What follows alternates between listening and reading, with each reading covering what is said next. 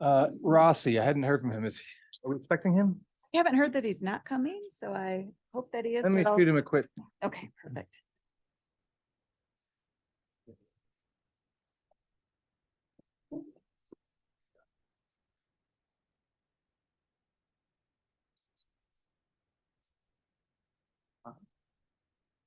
Just texted Rossi.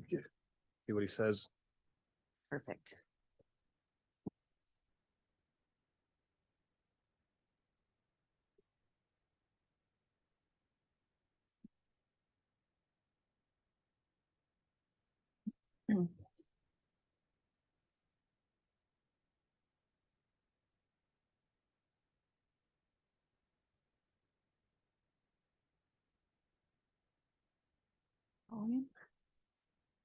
Just making a quick call. Maybe he's talking to Rossi. Are you I'm calling him now. Oh, Oh, he's walking over now. Okay. Dude, we're having pizza. You're on your way. Okay. Think we should get rolling? Yeah. Yeah. He Okay. won't be missed. We'll welcome him when he arrives. Okay, I'd like to call to order the October 30th, 2023 BOSAC meeting. Roll call, please, Ann. Jeffrey Bergeron, Kristen Joyce. Here. Chris Tennell. Here. Duke Barlow. Here. Nikki La Rochelle. Here. Bobby Zanka. Here. And we'll await David Rossi. Great. Minutes? Anybody got anything?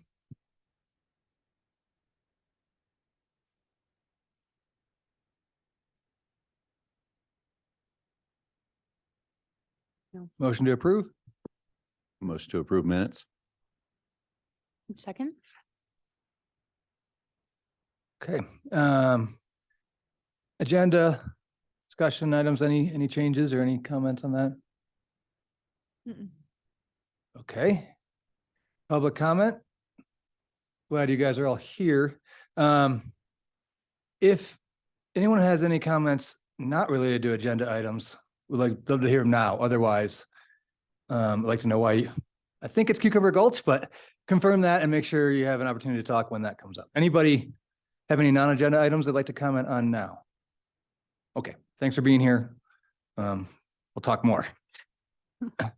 Okay, staff summary, please, Ann. Sure. So we are wrapping up our field season. We have a few of our seasonals left, but folks are starting to move on to their winter jobs. Doing a lot of trail maintenance as the weather holds and hazardous tree removal. But just a heads up that Higher Ground Earthworks did complete all of the Golden Horseshoe Road repair work. You can see the list of roads in there that were worked on. And he is soon wrapping up the Browns Gulch trailhead out on Tiger Road, if you haven't had a chance to see that. And other than that, our Peabody Placer Forest Health Project is nearly wrapped up. The contractor was hoping to still do a little restoration and some final hauling of trees out of there when the snow hit. So we've given them an extension. They think it's going to take about an extra week to get all of their equipment out of there and kind of scarify that access road that they had going in. We'd like them to do that now rather than coming back in the spring when it's pretty destructive and kind of wet in there. But it won't interfere with the Nordic season. It looks like we're going to get some warm days here again after this winter storm this weekend. But they should be wrapped up and out of there very, very soon. And we have Alex on our staff working on our signage RFP, just trying to gather a lot of information and trying to frame that. So once that is finalized, we'll shoot it all to you all for review and make sure we're really capturing everything that we want out of that signage work plan. There's a lot of bits and pieces to that one. So we just want to make sure we do it right and we frame that right. So we'll be bringing that back to you. And you're sending that out for competitive quotes? We will once we After it's can gotten solidify through. that. Yep, Gotcha. exactly. And in your report is an amazing program report, which is still in draft form about the Quandary Peak and McCullough Gulch area highlights of the 2023 season and all the stats there. Allison Morton at the county does an amazing job putting all of this together, fielding a lot of comments from folks. And new this year, we did have one operator that was handling both the parking reservation and the shuttle system, which appears to be a really good system that seems to work pretty well. They were able also to accommodate dogs on the shuttle, which, Catherine, was it 700 dogs or something really insane we had this year on the shuttle? So people are using it. They're bringing their dogs.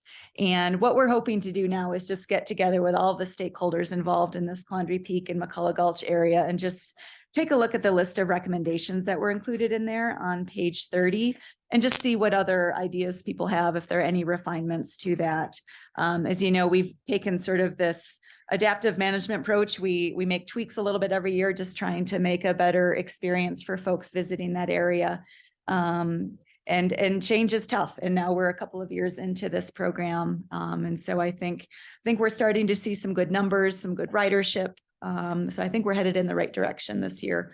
But I do know the BOCC is going to be, I think, reviewing this on December 5th. If folks are interested, I believe that's what Allison told me, or maybe Catherine did, at the BOCC, just to go over the highlights. So if anyone's interested, look for that agenda to come with BOCC. And the county staff will go through a great rundown of the season and all of the highlights that you see here in this report. Will you send out something so we'll know, or Sure. how will we? Yeah. find out? Yeah, I will send you that. Hey, Ann, and I talked to Tony about this. I was cross-country skiing at Browns Gulch today, Okay. and they decommissioned the parking on the other side of the road, and the new parking lot is still blocked off and not open. So, once we get a little bit of a respite weather-wise, it'd be good to get that finished. That's kind of a preferred destination early season, just because north facing, cold snow. So it'll be good to get that open. Perfect. Yeah, that's definitely on everyone's mind. I know Troy was trying desperately to finish that before the snow hit, and he is very close to wrapping that up and opening it up soon. Cool. Leave the Yeah. report on the program. I had some questions, and I don't know that we want to spend a lot of time on it now. Should I just shoot them over to you, or? Sure, unless that- it's for the good of the order, but if you guys all want to take a deep dive on this topic too at some point, we can bring that back for discussion and maybe have the county present some of this too, if that's of interest. What topic are we talking about? We're to Quandary. Oh, Quandary yeah. McCullough Gulch report. Right. I mean, there were some things in there that didn't seem quite consistent, and just, me, I Yeah. have questions. Yeah, you can give me a call or we can Okay, email about okay. that Okay, I'll Yeah. do that. for sure. There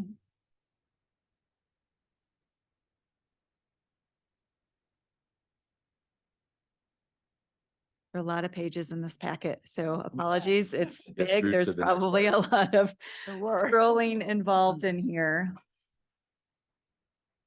Hopefully not overwhelming for you, but our open space discussion starts on page 49 if you have that up. And to kick that off, we are really fortunate to have Ella and Lauren, our two summer seasonal naturalists, with us. They are just wrapping up their season.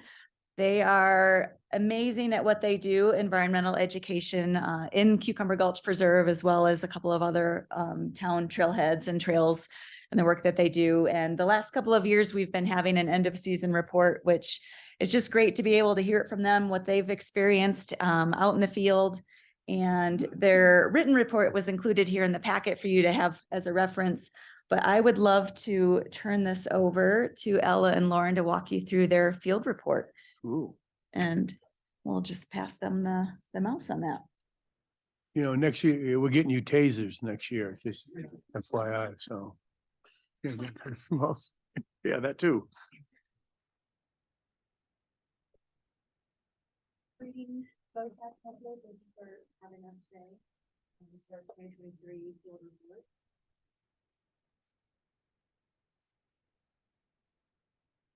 So this year, Open Space and Trails Naturalists focused on educating the public about the Cucumber Gulch Preserve, as well as assisting staff and contractors in the preserve's natural resource management, as well as to provide educational information about local and flora, fauna, and preserve. Cucumber Gulch Preserve is the only preserve in Breckenridge. It's our crown jewels located right under the gondola, keeping mix and all the wetlands. Nordic terrain in the winter and opens for hiking and biking season July 6th every year. We manage it as a nature preserve for biodiversity. During the annual closure of Cucumber Gulch, naturalists focus their efforts on informing and enforcing the preserve closure. When we have our encounters with folks on the preserve during closure, we use that time to inform them about other trails that are open. We also inform them on why the preserve is closed for fawning, pouting, and nesting season. During this time, we're also doing wildlife monitoring through our cameras and observation, and we also push our efforts to educate the neighboring community on the preserve. This year, during the closure, we implemented LED signs at the two main entrances, courtesy of the Breckenridge Police Department. We believe this helped decrease the amount of people as well as dogs in the preserve during this year's closures. We only reported 64 people on our trail camera and 2 dogs, contrasting to last year, about twice as many people, 106, 4 dogs. This season, Cucumber Gulch Preserve during the closure, 53% of trail users access the preserve from the upper entrance at Peaks Trailhead, whereas 47% were coming from Chalk Hill, White Wolf, or the Nordic Center areas. Also this year, we had 84% hikers and 16% mountain bikers just during this closure. During the opening of the preserve from July 6th through September, we only had 19 dogs caught on the trail camera. Definitely increased from last year, about 51. Similar ratio during when the preserve is open of mountain bikers and hikers, about 79% hikers, only 21% mountain bikers. You're saying during closures of these stats, right? No, in the previous slide report. Okay, that's it. So this was the stats during closure, 64 people, 2 dogs. Oh, okay, Joe. 84% hikers, 16, and then during the opening, Okay. only 19 dogs. So only about 21 dogs total in the whole year, opening and closure, breaking it to 2 during the closure and 19 not. And then similar ratios. When you encounter dogs, and if you encounter the humans with them, what is the rationale? Do they say they didn't know, or do they know and they just disregarding the rules? Oftentimes, people say that they maybe came in the preserve through one of the non-official entrances where there's not a no dog sign. We do have no dog signs at all of the official trail portals Yeah. entrances, but there are a few little social trails and ways to get into the preserve where there might not be. So pretty much that's not the case. There's no way they can get in without knowing, is my thought. There's maybe a few like social trails and unofficial entrances where you can perhaps not see a sign. Should they be closed off so that? Or signed. We do close them off, yeah. During the closure, we implement buck and rail fences at all of the official and popular unofficial trail entrances. And on those buck and rails, we do put a closed And, I hate to belabor this subject, but the people that have the dogs in there, do you get a sense that they're locals or visitors with their dogs? a little bit of both. Early cases, Yeah. equally divided. Okay. What about an entrance like Pence Miller? Does that have a sign that says no dogs? Yeah. Okay. Okay. Yeah, all of the main intersections with, say, Chalk Hill, and then Flame Jumper / Penciler where they meet Chalk Hill. The entrances on Cucumber Creek Road. Did you find have any repeat offenders, like people you talked to that you later saw coming back or talked to again or on the cameras, or did it feel like people you talked to were able to adhere to your? Decrease, I mean, yeah, over the course of the whole season last year, there were over 100 dogs and then just 20 this year. Yeah. Most of those 20 people maybe didn't know. So they did pass a closed sign, so Yeah. they're breaking one rule, if not the other. So turning over to wildlife monitoring in the preserve. So we did our boreal toad survey monthly, which we worked with the Denver Zoo to help go about. We are currently working with the Denver Zoo with the monitoring of boreal toads to potentially reintroducing them in the future. Unfortunately, this year we did not find any boreal toads in the preserve. With the American Beaver Survey, we are consistently monitoring throughout the summer different locations which the beavers are active. And with wildlife species monitoring, we are doing that week by week to accumulate data set in the wildlife in different camera areas. So if you turn your attention toward the graph that says preserve closure, that data set was taken 2 weeks before the opening, and the graph that highlights preserve opening was taken 2 weeks after the opening of the preserve. So this is a compiled data set of the cameras closest to the trail entrance. So if you look at the map over here, you can see the locations of the camera to get kind of an idea of where they are in relation to the trail. So highlighting moose and deer, because that's what we typically see the most, especially since it is calving season during that time.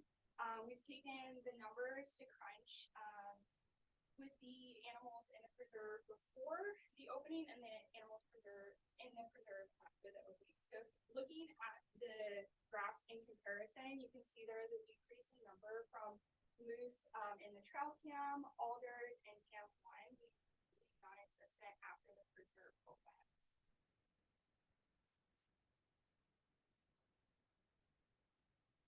So here we have another compiled data set of a broader range from May 1st to July 5th of the preserve closure, and the second graph being from July 6th to August 31st after the opening.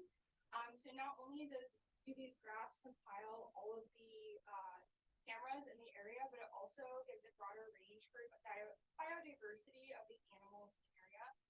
So you can see that not only the numbers decrease on some of the animals, but also the biodiversity of animals decreases from the closure to the opening.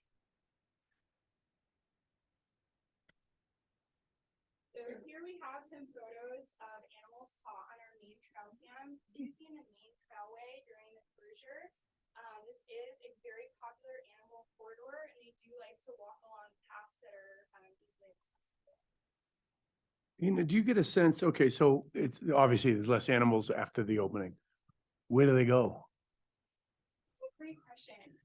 I think they go into areas where there's less. Like they like to go up the mountain. I've seen them more like towards the resort kind of in areas that are maybe a little bit more densely wooded. I tend to see them kind of moving up the mountain. Now, would any of that behavior have anything to do with like they're done breeding or they're looking for a little bit more of a remote place to calf and stuff? Breckenridge Preserve is a popular calving area. So just based off of our cameras and the data that we have, we do know that they tend to be out of the area after they're done with their calving. Okay, cool. We don't necessarily know where for sure they're going, but there is correlation that they are leaving the preserve once there is a higher density. And included in your packet were some of Christy Corello's numbers of animals throughout the year in the preserve at the different camera locations, just showing that spike of high animal activity during the spring closure. And again, a little bit of a spike in the fall during the fall closure. And considering how many moose hang out downtown where there are so many people, why do they leave what is certainly less crowded than Main Street? Why do we think that they're wandering away from Cucumber Gulch? T-shirts. I was wondering who was going to grab that soft.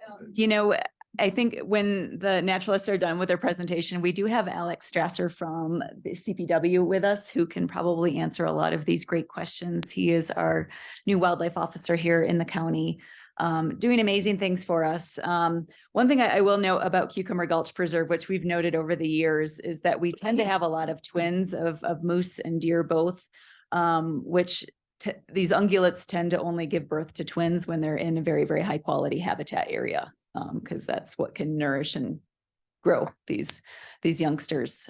So we know we have high habitat values here. Where they go after closure, I don't know. We can ask Alex that in a minute. And you can also see that from our various cameras, only the ones within about 20 or 30 feet of the trail are affected by the opening. The cameras that were further away from the trail still see wildlife throughout the opening. It's only trail cam and the two that are within 20 feet radius of the trail are highly affected by people being there. Yeah. So maybe some of them are staying in the preserve, but just going a little bit further away from the trail when there's people on the trail and still being seen at some of the cameras further away. Do we get a sense what the gondola does? Like, in other words, it seems like the gondola running almost coincides with opening of the preserve. If there was no gondola or no people and there was, in other words, do you have a sense that affects the movement? And that report was included in your packet as well. Package, Jeffrey. Mhm. That's what was prepared when we had a joint working group with the ski resort in 2019 and 2020, trying to examine the effects of the gondola. Little bit different than a trail because it doesn't run all the time. It's overhead, but there's a lot of good information in that report if you read through that. The Cliff Notes, the skier doesn't think the gondola affects anything? The ski resort actually believed that we needed to have a dark period both in the spring and the fall, and they agreed to that based on what all of our experts put together, that the numbers are affected when the gondola is running, and that spring calving in particular and spring fawning, spring nesting is a really sensitive time. But it was very negative about the impact of the increasing number of days in the year that gondola is working. And that was a depressing part of this packet was that report, which went into great detail about what's happened in the preserve because of all the disturbances. It was focused on the gondola, but it wasn't just the gondola. Yeah. Sorry to mess up your rhythm, but this is very important to all of us here, Yeah, I mean, you can really see on this graph, Alder's trail cam camera 2 are the ones that are mainly affected, whereas the some of the other ones are not.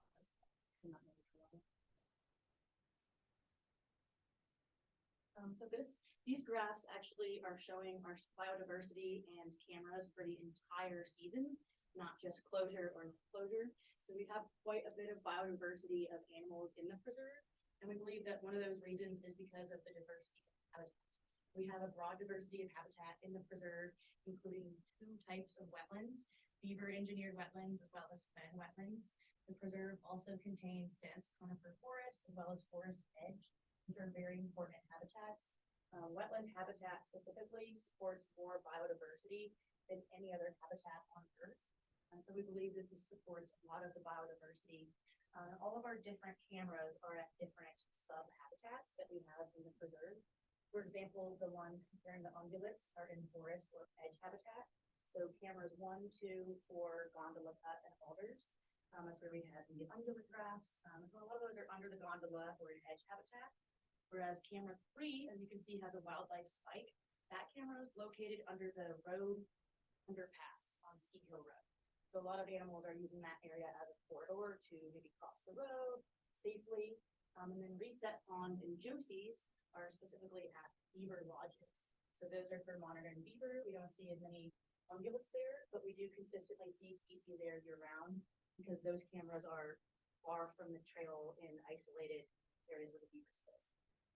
This is a really good chart, but next year, could you change the colors a little Yeah, bit? There's too many blues. Okay. Good suggestion. I like that. Just talk clearly into the microphone. We have someone on who's. And is the microphone on? Hold up. Pulling it for a few seconds. There we go.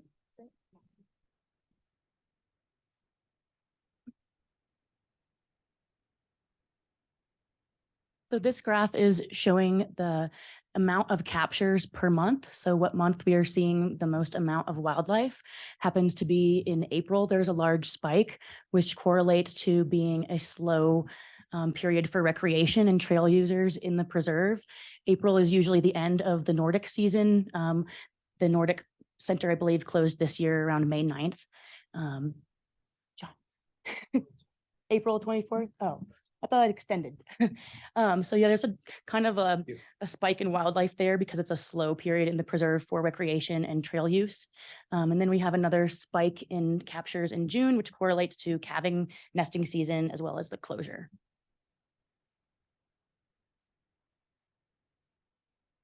Here are some photos taken from our wildlife cams during the opening. So a lot of these are, the two on the left are from Josie's Lodge. So one of the cameras that is not affected very much by trail use because it's very far from the trail. The top photo on the left is a mink and the bottom left photo is a beaver, one of the animals that we monitor for. That's the keystone species of the preserve.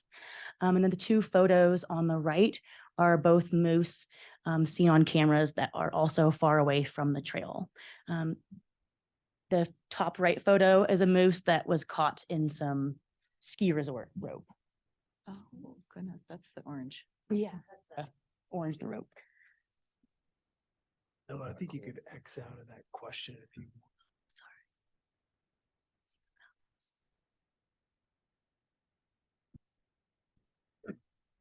So this year, we not only offered guided hikes at Cucumber Gulch Preserve, but we also offered them at Illinois Creek as well as Iowa Hill. By offering them in other locations, we were able to accommodate larger groups as well as offer hikes in June. So guided hikes were offered twice daily in the Cucumber Gulch Preserve during July and August with a variation of topics. With additional locations, we were also able to provide a different number of topics such as foraging, as foraging is not allowed on Cucumber Gulch Preserve. However, it is allowed at Iowa Hill.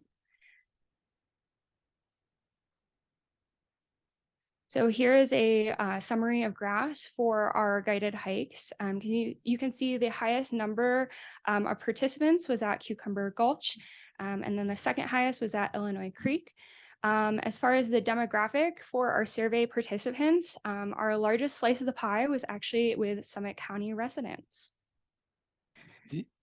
Do you think that that's, those are just the people that took the survey? Is your impression that that's indicative of the larger, of everybody that did it? That half the participants were locals? Yeah, I think this season we were able to get the word out a little bit more. Summit Daily also advertised for our hikes at Illinois Creek, which I think was a wonderful way to bring in local residents. And there's fewer at Iowa Hill. Do you think that maybe that's because there's not great parking there? We offered a greater number of hikes at Cucumber Gulch. So I think that is one of the reasons we see a greater number of attendance. We offered, I would say, about 3 times as many hikes in the preserve as the other locations. For example, during July and August, we were doing 2 hikes daily at Cucumber Gulch Preserve, whereas we were doing only 1 hike weekly at the other 2 locations to prioritize environmental education in the preserve. And during closure, we were leading still 1 hike a week at the 2 other locations. So we offered more hikes at Cucumber Gulch Preserve.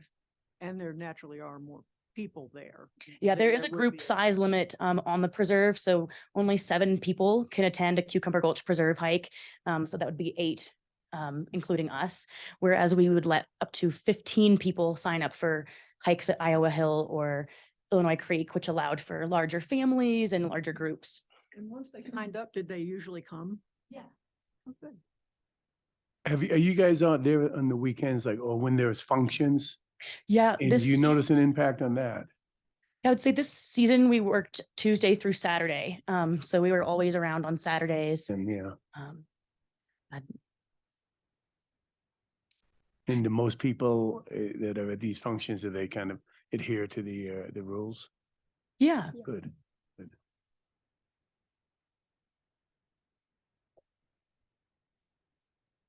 We also continued doing naturalist stations this year, primarily focusing those on the shoulder seasons, leading more hikes in the peak season. Naturalist stations are kind of informal opportunities for people to learn while they're already out hiking a trail. We do these stations at the Illinois Creek trailhead where the troll is. It's one of our most popular trails here in Breck. During June, we did weekly stations. We saw about 400 people. In September, we also did weekly stations where we saw 874 people.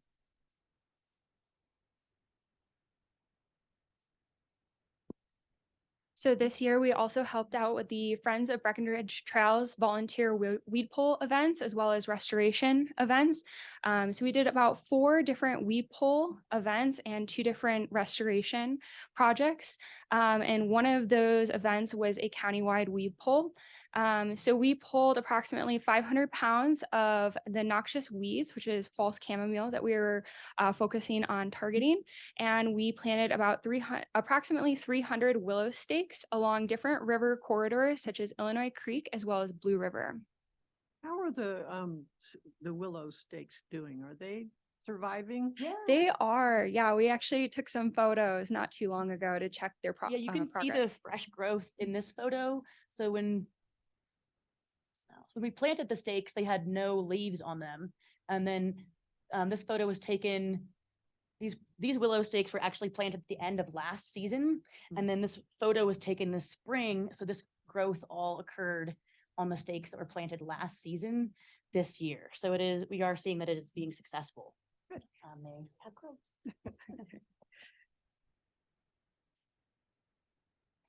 Thank you. Thank you. It's great. Uh. Yeah, sorry for all the annoying questions. Yeah, Stems are always welcome. good job. And do you all have any other questions for Ella and Lauren? I just have a quick question. I just would, you presented a lot of great data, but just wanted to hear your personal perspectives on some of the most successful initiatives that you guys had, both from the guided hikes to expanding in some of the other places outside of Cucumber and the tables, in terms of like interaction with locals and visitors. What is your perspective? Like, what's going well? What would you change, if anything? What's your favorite? I think, yeah, doing the tables is really rewarding because we get to interact with a high volume of people, especially at the Illinois Creek trailhead. That's a really popular front country trailhead where people come from, all over the state. We get to interact with a lot of different people and promote our guided hikes. I think another rewarding thing is seeing the decrease of dogs from last year to this year in the preserve. Really seems like we added a lot of no dog signs last year, and it seems like it's actually really Great. working. Yeah. Yeah. Yeah, I found the guided hikes particularly rewarding to be able to have closer interactions with people to get through like a depth of information with them. The tables were also really lovely because like Ella said before, we got to reach a broader range of people, therefore pushing out important information about wildlife interactions and how to view wildlife safely. I think was a really wonderful thing to participate in. I got to see one of the tables when I think we did one of the willow drilling on that freezing cold day. But yeah, exactly. And I loved it because I thought it was such a good way for people that aren't able to go for a full hike to still have that experience. And I thought you guys did a great job. So love to hear that you guys also think they're useful and appreciated. We're always kind of wrestling whether, unlike Aspen, Pitkin County, whether we should kind of heighten up more of an enforcement, more punitive response to kind of scoff law abuses. Pitkin has cops that kind of, do you have, and we're getting down the road, I think we might get some influx of funding from the new development up there. Do you guys have any thoughts about if that would be helpful to have a periodic community fair officer up there? Or, do you think you're okay scaring people enough to make them obey the rules? We try not to scare them, but I really think just informing people from educational standpoint and really helps them know why not to break the rules and help them care enough to want to not break the rules. Yeah. Try to have all of our experiences, even with people during closure, be positive, where they walk away having other trail suggestions that they're excited to go see instead of the preserve, or maybe walking away with some interesting facts because they ran into us in the preserve. My question is, do you think it's necessary or would be unneeded? I think people are really receptive to us just informing Okay. rather than enforcing. We've never really had anyone argue with us or say, no, I'm not leaving. Everybody's really receptive and respectful and says, oh, we're going to find the closest way out. And sorry, thank you for telling us. Good. Right. Yeah, we've never really had any negative encounters. Nice. That is great. Yeah, wonderful program. And thank you all for the feedback. It's always one of our favorite days to listen to you guys. And I think last year we talked about it, and communication and signage were some of the things you guys were advocating for. As we exit this season, is there anything else that strikes the tone as far as where we can advocate for more change or anything different? Is there anything that strikes a chord there? Anything off my We're head? givers. What could we give you guys to? One thing we talked about did you ask if uniforms or something more formal would help? You know, if you guys were uniformed or badged or something like that, not badged, but We do wear uniforms with the embroidered town logo and a name tag, but perhaps having a more official looking one with like the khaki shirt and green pants. that's what we were kind of picturing too. Like, would that help? And I don't know if it would or not. Perhaps. Okay, thanks. What about, would you be in favor of more staffing? So it could be 7 days a week, or do you think that would be somehow detrimental? The last 2 seasons, we, myself and the previous naturalist actually worked. Yeah, you staggered, right? So Yeah. we did have somebody 7 days a week. But this year we decided to have a little bit more of a presence on the same days. And what's your take? Which do you think worked better for you and the users? I don't know. I think it's nice having somebody every day of the week. I mean, yeah, one of us could have worked like Monday through Friday and the other one Wednesday through Saturday, or Tuesday through Thanks.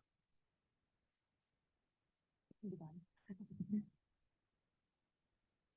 Anything else? Oh, that was great. Thank you. Great. Yeah. Thank you very much for what you do and taking the time to tell us about it. One of the highlights.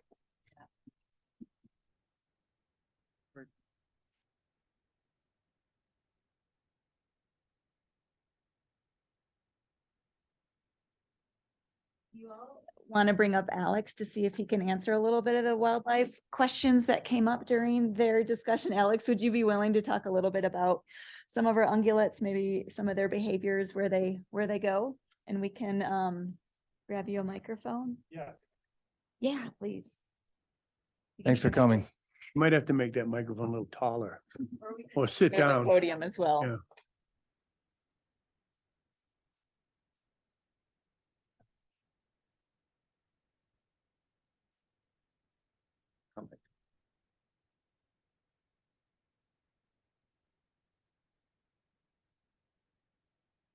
Test. Oh. Perfect. Yeah, so I guess the first thing that I just wanted to say, well, first of all, thank you for giving me an opportunity to talk. You know, the question about the moose and where they go, especially, you know, the moose that would hang out alongside that Cucumber Gulch Preserve. Those moose, they're really pretty interesting because, you know, in a more natural setting where there isn't so much human impact, moose are going to act more similar to elk and deer. You know, they're going to migrate with food availability and whatnot. But being that we have so many people here in town, moose will kind of, first of all, their main kind of movement pattern is alongside the 10-mile range there, north and south, all the way towards Frisco, and then even going up, trying to cross the freeway, which doesn't work out. But that's kind of, they'll move north, otherwise they'll move south down towards Blue River and even pretty close to Alma down there in Park County. But otherwise, the moose are really hanging around town almost year round, just because there's the food availability for them. You know, there's gardens in town. There's no pressure. Moose aren't scared of humans. You know, they just kind of let humans get as close as they want to them. So that's kind of really what they're doing. They're hanging around in town, especially in the winter. You'll see them closer to town, you know, Main Street even. There's gardens for them to eat off of, the willows, the wetlands that Blue River has. They're really hanging pretty close to the highway. So that's kind of where our moose in Breckenridge are hanging out. Speaking of moose, is there overpopulation? I'm gonna call it an overpopulation. I'd certainly call it a healthy population. I think Ann was saying they're showing twins in the springtime when they're calving. That's a telltale sign that they're doing well. There's enough food for them. There's enough habitat. So, you know, an overpopulation, it might be a harsh word. But with that being said, we have over the past couple of years now increased our moose hunting tags just to compensate for the amount of moose that we're seeing getting killed by cars, roadkill, the moose human conflicts in town, falling into window wells and ending up in someone's basement, things like that. Okay. So there's certainly a healthy population of moose Yeah. in Breckenridge. I guess, I'm sorry, my question is, you guys can regulate the population of more preferred hunting game by increasing the, the tags and whatnot. Yeah, we But just make is, more is, tags is available. moose tags even desired? Do people want to hunt moose? Absolutely. There's two separate moose tags. There's a cow moose tag, a female, and then there's a bull tag. And the cow tag is more readily available. I don't know if your folks are kind of up to speed with how the tag distribution goes, but there's preference points. Each year, a hunter would apply for a moose tag.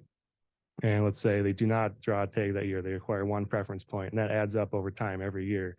So a cow tag maybe takes 3 or 4 years to draw, and someone can legally hunt a cow moose, as opposed to a bull tag, which maybe takes closer to 20 years. So, All right. but I didn't come here with anything, a spiel or anything, just here to answer questions, things like that. Thanks, Alex. Any other questions for Alex? We're really happy to have you here in the county. Thank you. Appreciate It's it. been, yeah, much needed. Coming. Thanks, guys.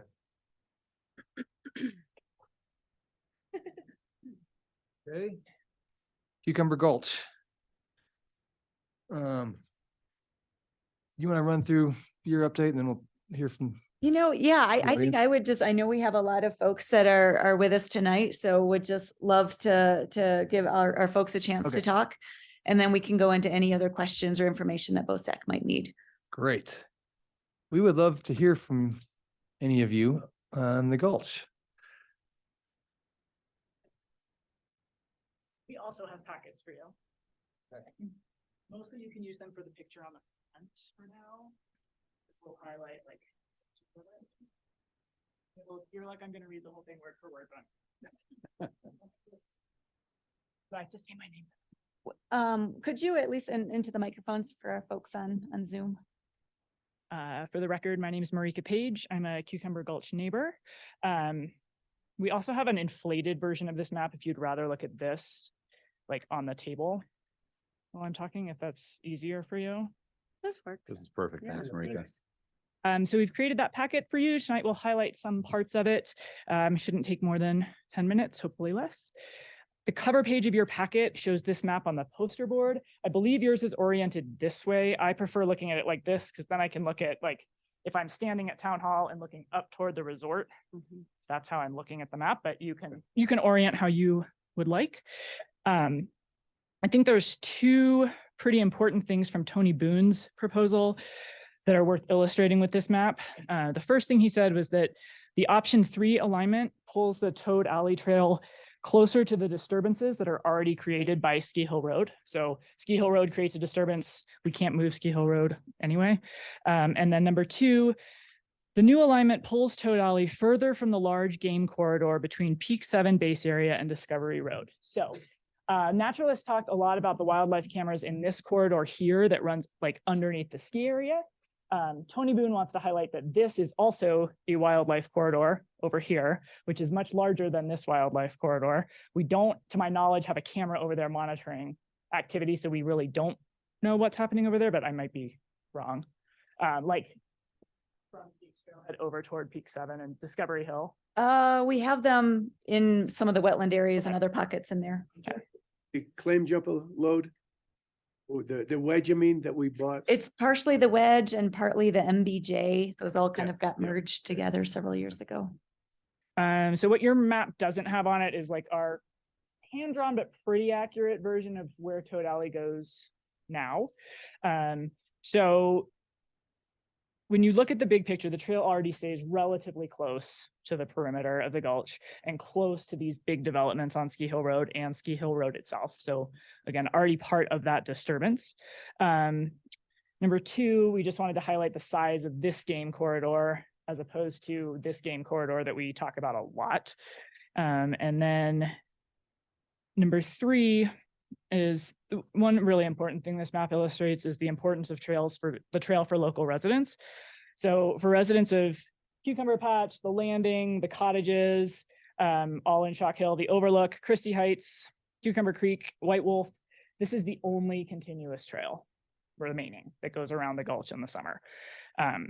It's our connection to the Peaks Trail and other trails on forest land, and that's the reason the community cares so much about this trail. That all makes sense. Questions about those 3 points? Great. It's not gonna be a quiz or anything, right? I do have a question. Yeah. So y'all are using Toad Alley now really just to get somewhere else? Yeah, that gets us to Peaks Trail or all of the Nordic trails, the snowshoe trails in the summer. Yes. So that gets you from our neighborhood. That's the only continuous trail you can take. And it accesses Peaks Trail, all of the old logging roads up in that Peak 6 area. The summer trails there, also the winter snowshoe trails. So the answer is yes. Question. Other questions on that? No. Okay, so page 2, option 3 here, we're looking at an option 3 plus now. Tony Boone's proposal that you received earlier was based on option 3 put forth by the staff in July. Talking with Tony Boone, Bill Mangle, Tony Overlock, we think we found a way to expand option 3 to improve even more of the trail and pull it even closer than option 3 proposed, pull it even closer to Ski Hill Road. Option 3, if Tony Boone implements it, would be around $45,000 or $50,000 to implement. And we've got commitments raised of $100,000. So the money's available to do what we need to realign and make this trail a sustainable trail. And Tony Overlock, we've been working with him, has some good ideas on how we can do this. A few more realignments, pulling it closer to Ski Hill Road, some other improvements. We've all known that trail has areas that stay too wet for 20 years. We've known that. And we want to do everything we can to improve all of the areas there along that trail. We'll leave it to you to discuss with Tony Overlock. I think he's willing to speak a little bit tonight on some of his ideas for all of the improvements we can make on that trail, and we're calling that option 3. We're calling it option 3 plus. Option 3 plus will address the original concerns with the newly designated wetlands areas. It will avoid the downside of option 2.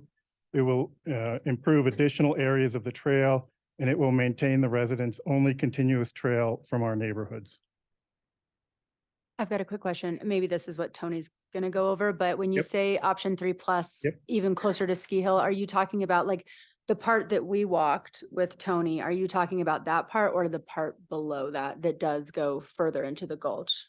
Both, That's both. Okay. yes.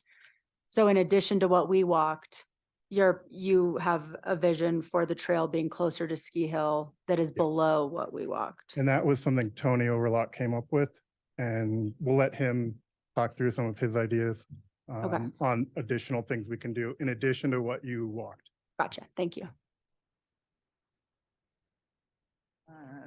We also wanted to address a little bit of our understanding of staff's position on this trail, or at least the way it's been communicated to us or the way we've heard it. So we reviewed the packet that you guys were given tonight, and we want to respond a little bit to Ann's summary of Bill Mangle's statement.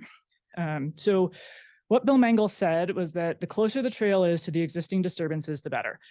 He is not willing to say how close it needs to be part of the existing disturbances. Tony Boone said something like 100 to 200 meters. I'm sure there's actual calculations for what is within the shadow of the existing disturbance. We also received another message from Bill Mangle at noon today. On page 49 of your meeting packet, Ann quotes Bill as saying, quote, "A perimeter trail would be most beneficial to preserve health." We agree. We think this is a perimeter trail, but Bill said the same thing to us today in his email and went on to add, Bill Mangle's recommendation is to try and work with the town and find a new alignment that substantially avoids the wetlands and habitat corridor while providing a good trail experience, i.e. not on the road. So we believe what Bill Mangle is saying is that his preference is not that this trail exits on the road. that portion is my summary. He just says, a good trail experience that's not on the road.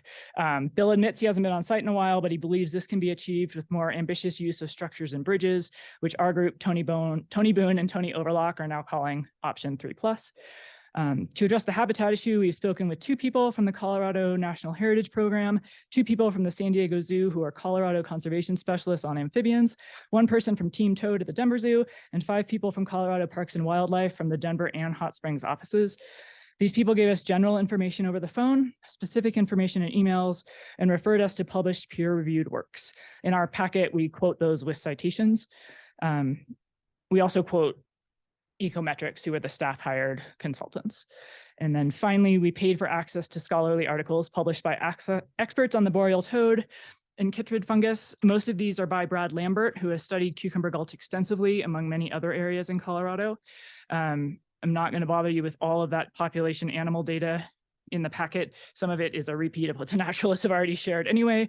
Bottom line, the animals are doing well. The animals are doing well with the gondola and with the current trail system. Both the gondola and the trails have seasonal closures, and the facts show this is working for animals. On page 4, you can see our growth in moose population. On page 5, you can see local deer herd data, which is meeting or exceeding CPW population goals since 1989. On page 6, you can see that Ecometrics, the staff hired consultants, called the beaver ponds highly functional and state the beavers appear to be increased in both population numbers and extent of activity. We will all acknowledge that the toads are the exception to this. That is because of a worldwide fungus that may cause them to go extinct, but the summer trails are not the cause of their decline. And even the staff hired consultants have stated that in writing on page 8 of that packet.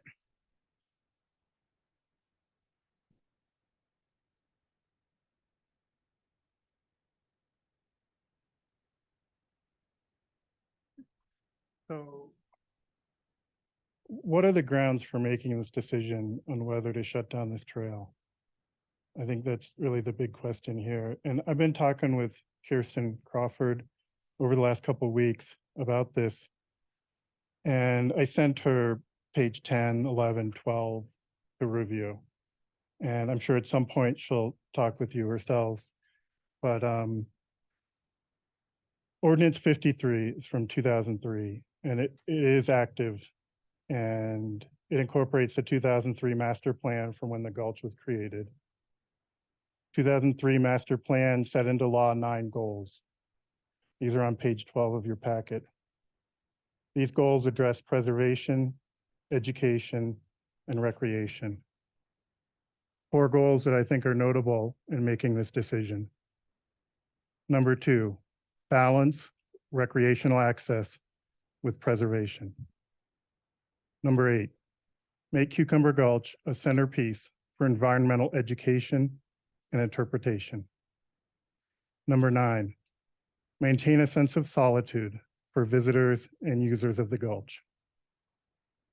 And goal number 5 states that all future management recommendations should maintain and enhance opportunities for approved recreational activities in the Gulch.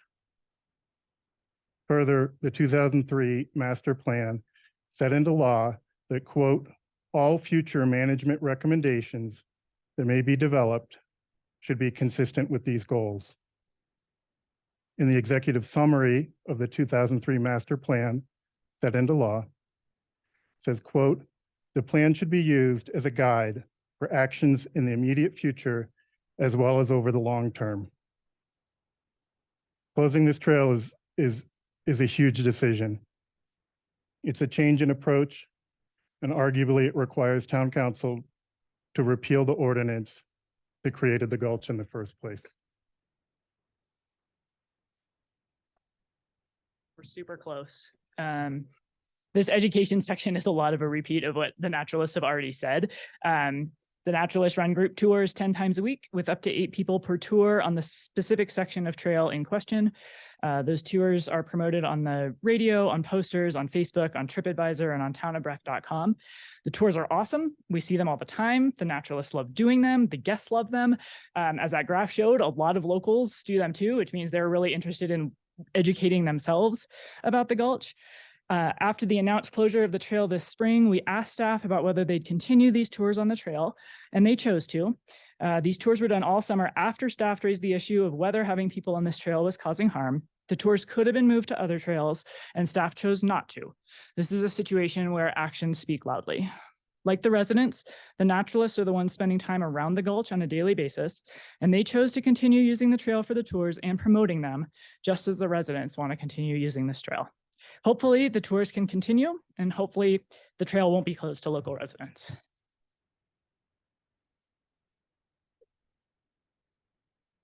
So moving forward here, it would really help us if we could get some feedback from you. Do you want us to hire wildlife expert witnesses to debate the habitat issues? Do you want us to do mediation with the staff? Do you want us to raise more money? Do you want us to bring more people to meetings?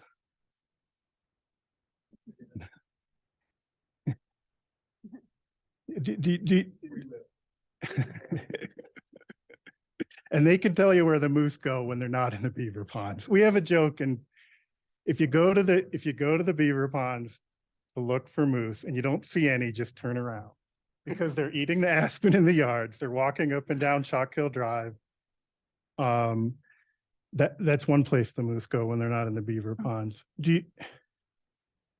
What do you want us to do? What else can we do to try to work with you and the staff to find the best solution here? Can you give us some feedback today?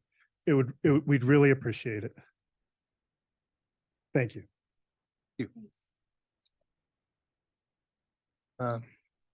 Anyone else want to comment on the gulch? I think we probably have a bunch of questions for people, but anyone else want to say anything first?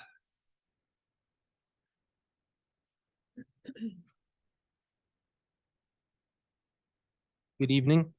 I'm Josh Dayton. My parents, Jean and Therese Dayton, and I run the Breckenridge Nordic Center around Cucumber Gulch and Chalk Hill, and on Forest Service land within the White River National Forest. I want to thank the town for all the attention you guys have given to the requests of the local community regarding the summer trail realignment from Cucumber Gulch. I really appreciate the town did not jump on moving to option 2 this summer, that you were able to stay on that. I think that's really appreciated by myself and the community represented here. And thank you so much for taking option 3+ into consideration. My biggest concern that I want to reiterate that I mentioned in June is the simple fact that that option 2 places a trailhead right at the base of Peak 8 Ski Resort. And there's currently 2 hotels there. I believe there's a 3rd one planned, if I'm not mistaken. And that is going to be the go-to activity for summer concierge desks to send people to the gulch. And I think that the impact on that could be exponential and uncontrolled. It's simply just bringing a lot more people into the gulch in the summertime who are uneducated and don't have the same passion that we as a community do have for that area. Again, I really want to just mention my appreciation to the town. Tony, thank you for your time and taking us through the gulch and showing us the options. And thank you for the time you guys are taking to think through this and invite us all here.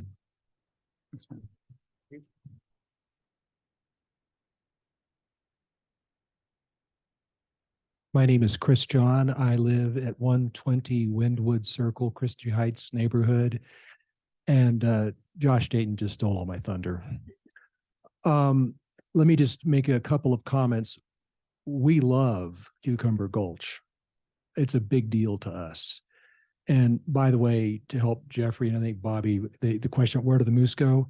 It's in front of our house. They really like Tina's tulips a lot. It's like dessert for them. So we don't think there's a critter problem. We don't think there's a wildlife. I mean, it's not obvious to us.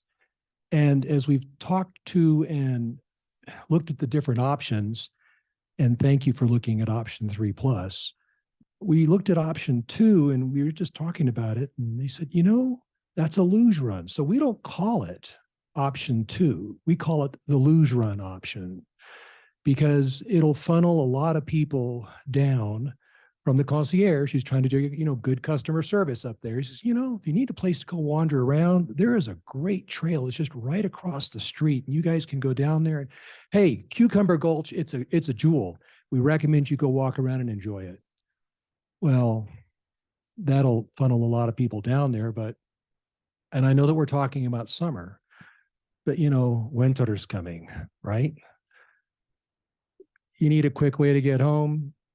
I'm telling you that if people don't want to wait for the bus or get on the gondola, it's a nice, really good straight shot down. I mean, if you put on your downhill skis or your uphill skis, right? I mean, it's really convenient, and it's a bad idea. So please avoid option 2, otherwise known as the luge run. And thank you for your consideration. And by the way, we don't say this often enough. Thank you, all of you, for doing this. This takes a lot of time. Really appreciate it. And Tony, thanks for the tour you gave us. It was really helpful. Thanks, Chris. Thank you.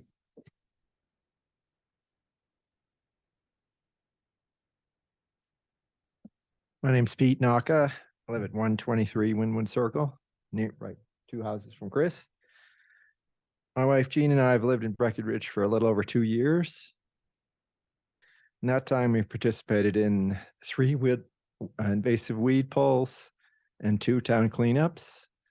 So we're very interested in this town being a beautiful place for everyone to enjoy. And we walk the trail in the Gulch often. We think the part of the trailhead that heads up towards Peak 7 is in fact the best part of the trail. So we encourage you to keep that part open. We understand that there's a delicate balance between recreation and nature conservation. We think that option 3 achieves that goal. We're not in favor of option 2. Thank you.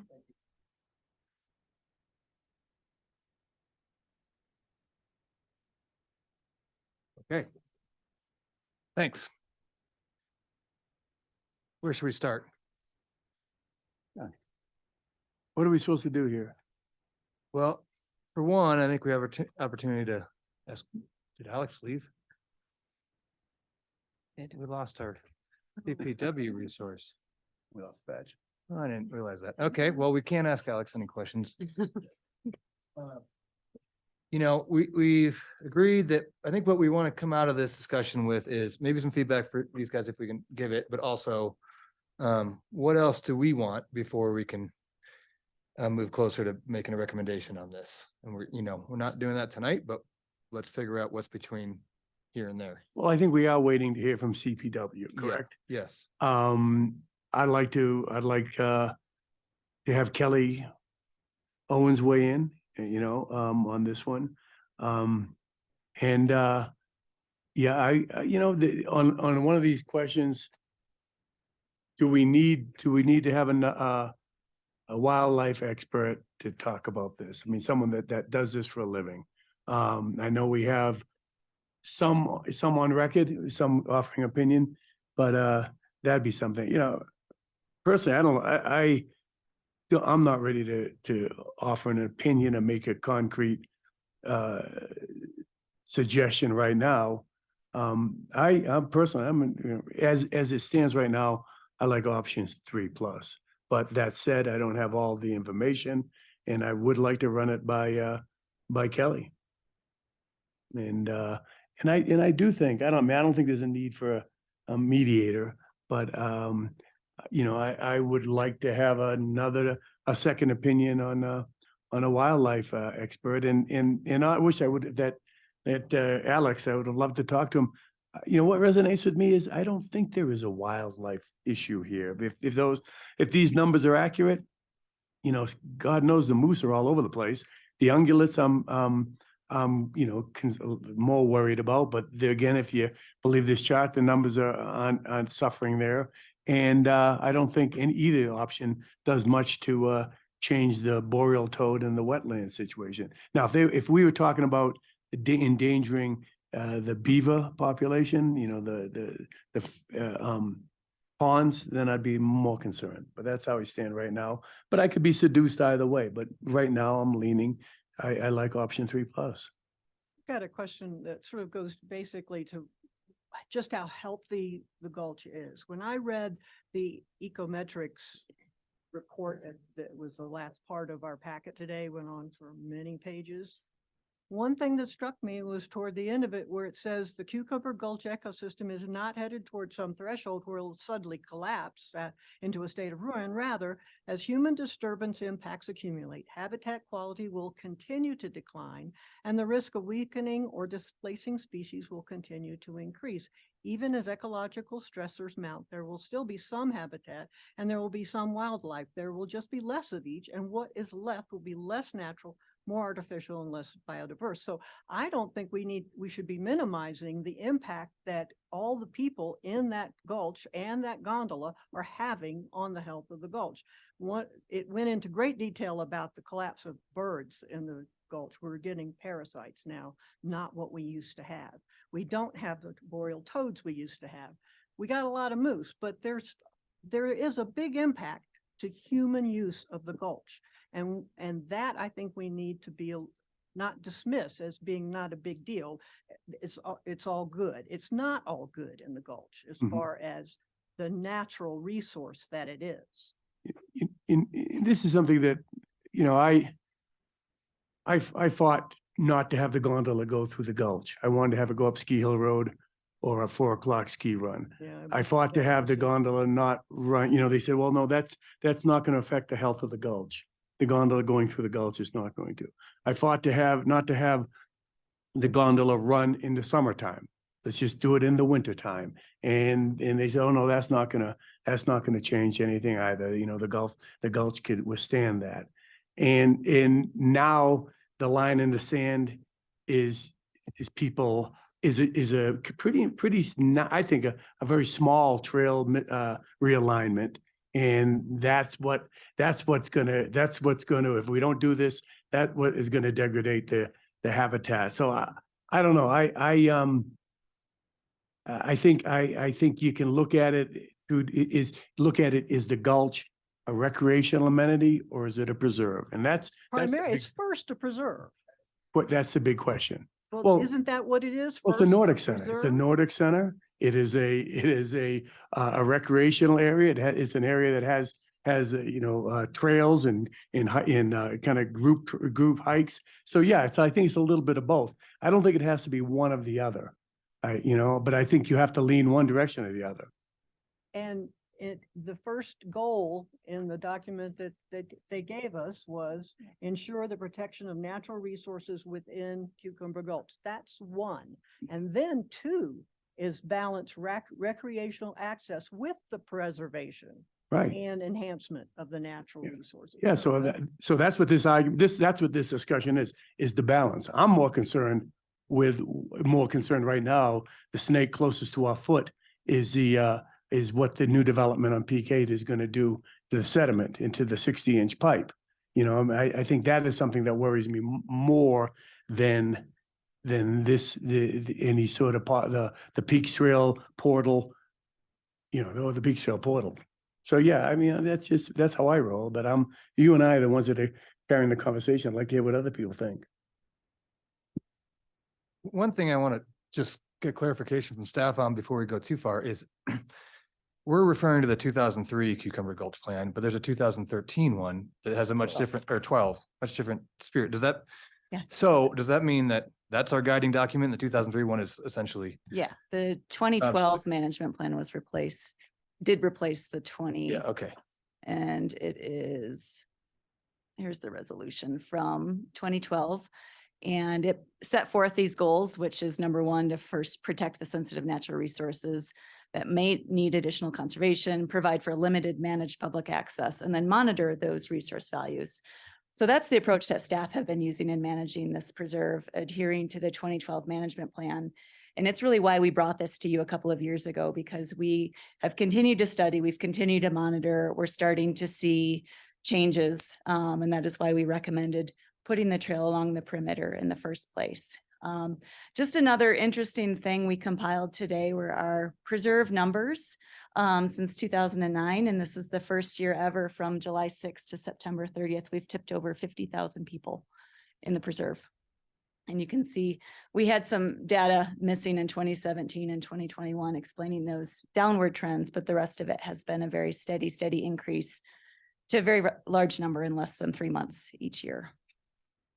Ian, can you show back to the priorities thank you. I just wanted to read those. So those are in essence replacing these that were Yep, and referenced. it says right here that this plan is adopted as the town's plan for the current and future management of the preserve. So that is the latest plan of record that we follow.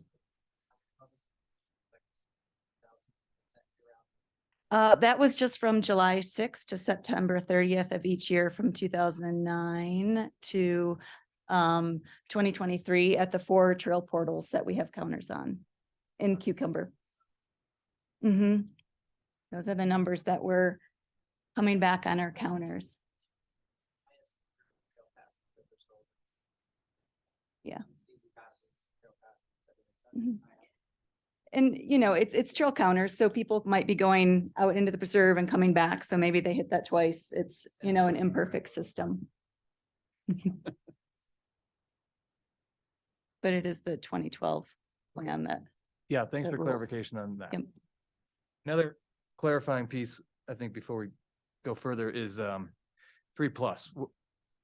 Tony, maybe you could tell it, what's the difference between 3 and 3+? It's so it's very similar.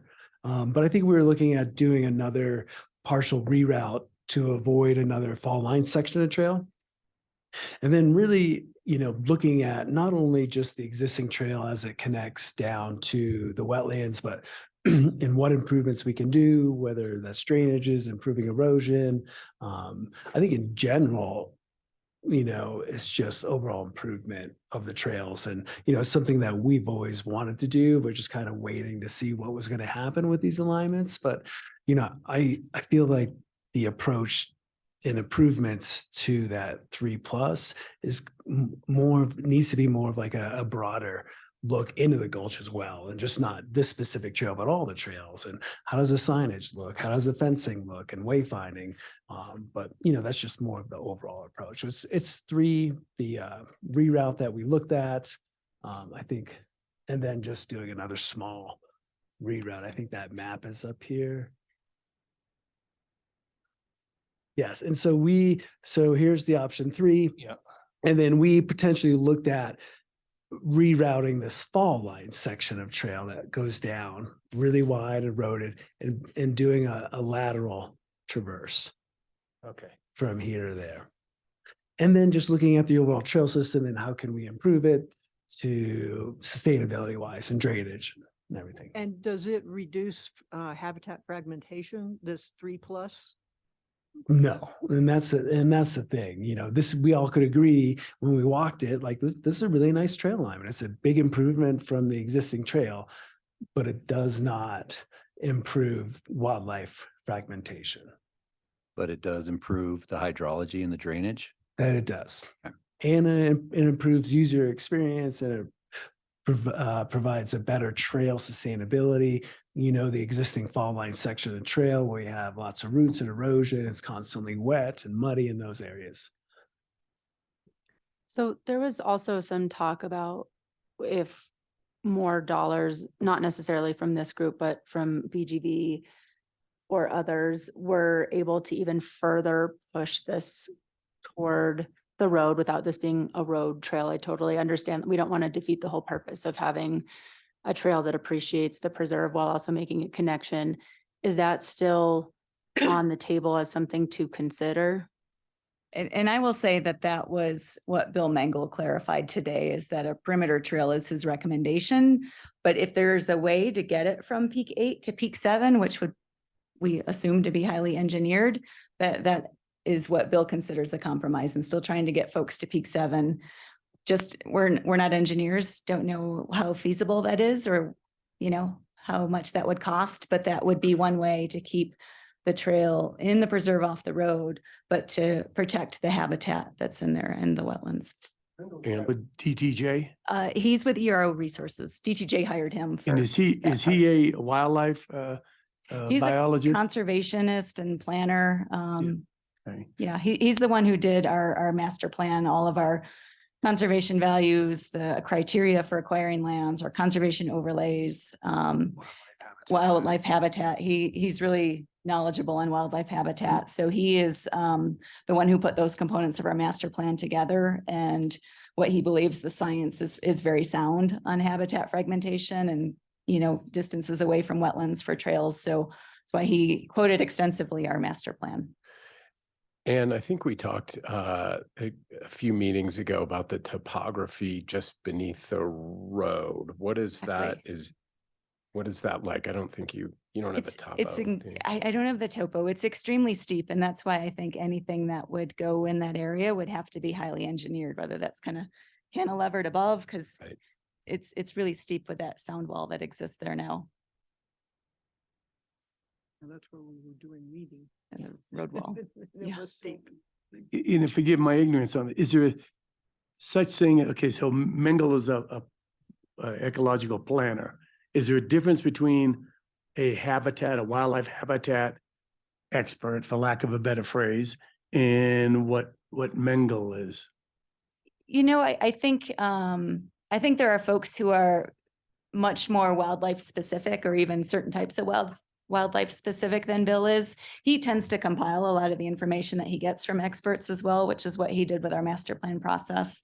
He was looking at Forest Service data, Colorado Natural Heritage Preserve data, like all kinds of information that exists. But out would there he in look at data from CPW. our gulch? Would he be boots on the ground in our gulch to evaluate that? Or does he kind of look statewide natural trends?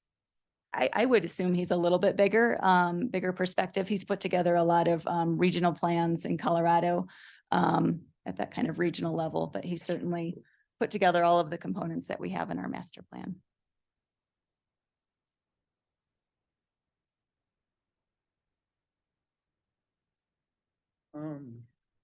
Thank you, guys. Lots of great information, and Craig and Marika, thanks so much for driving the process and all the additional information and the feedback and everyone's enthusiasm. My first year on BOSEC was 2012, which is the year that the most updated guiding document for Cucumber Gulch was published.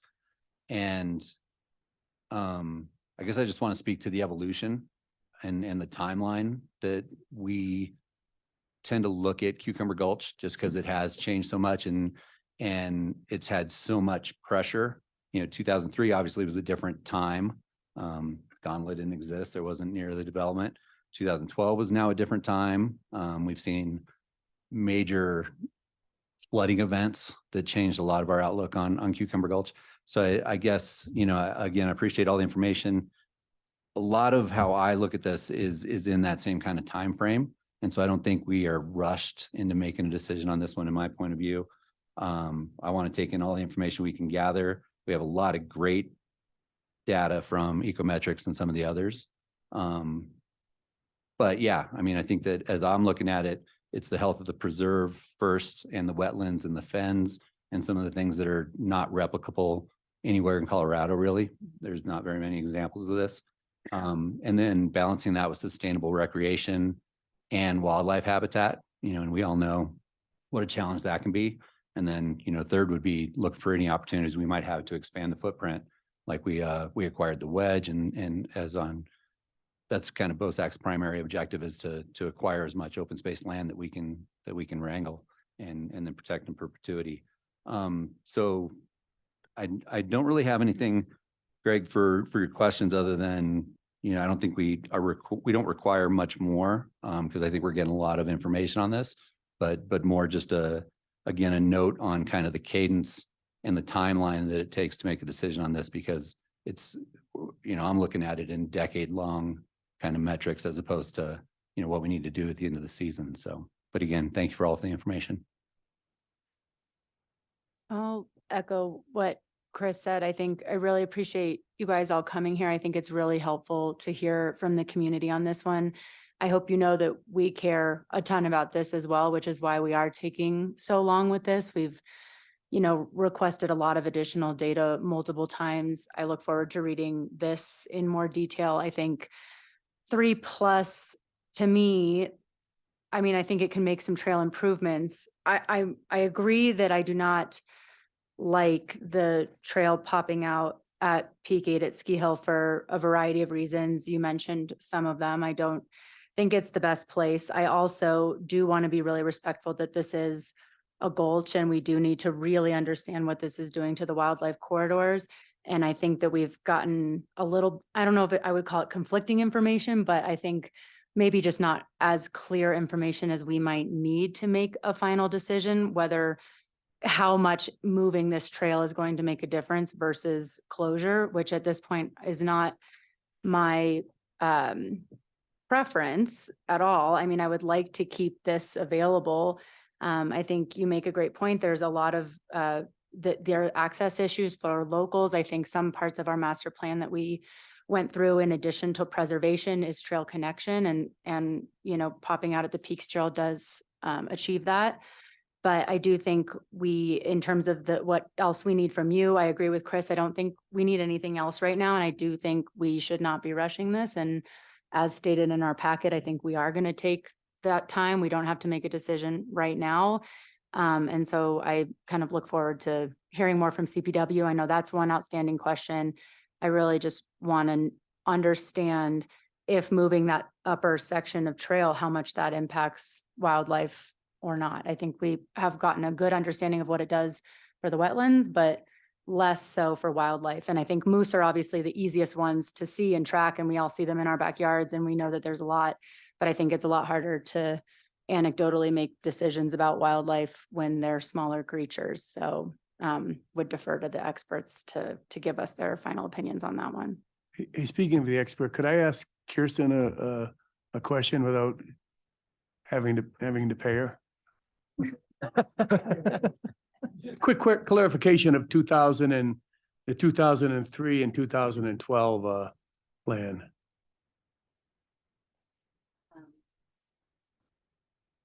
See if I can do this just standing. Okay, Kristen Crawford, town attorney. I was just looking at this, and I do think we have a little bit more homework to do. I agree that the 2003 document is probably still in effect, but that was the recreation master plan. And the 2012 document is entitled the management plan. And then if I look at page 12 of the 2012, I'm sorry, page 8 of the 2012 management plan, it does precisely talk about what this is saying, just balancing the primary purpose being preserve the wetlands. So as well, right here, we may want to study the documents. Okay. Cool. And I'm talking fast, so if you want me to slow down, it's mainly you've got the recreation master plan from 2003, and then the later 2012 document. So they're two different. Can we add the layer of our recent master plan too? And get, I mean, really like your expertise. I'm like, okay, here's how you should lean on this and this and this. All three of them kind of in concert. And I said this when I appeared for you, is there's It on. I don't think it's on. It is. I don't think it's on. Lie down. My biggest challenge in the town of Breckenridge is using the microphones. Okay, so I will slow down and repeat what I just said. So Mr. Ruckman has presented you with a 2003 ordinance. That ordinance was the vehicle that adopted your Cucumber Gulch Recreation Master Plan. And in that document, there were goals. One thing I had talked to you about last time I was here is there is a significant difference between a vision goal document like the one Mr. Ruckman is presenting to you and was adopted in 2003, and then versus your development code or your codes that have more enforceability based on criteria. So I do think that is something you can take into consideration, this 2003 document, but it is also true that in 2012, council adopted by resolution the, I want to get the title right here. It is the, give me 1 second. It is the management plan, the Cucumber Gulch Preserve Management Plan. And in that document on page 8, And I do think we should spend some more time with it. But on page 8, it talks about balancing the primary purpose of preservation with, taking into consideration the historical use of the recreational purposes as well. And I think it sounds like you've got some great expert advice in your packet about the impacts. So that should be considered as well. So if anything I said about the 2012 document needs to be corrected, I will follow up with you, but that's what I'm reading here. Super helpful. Thanks.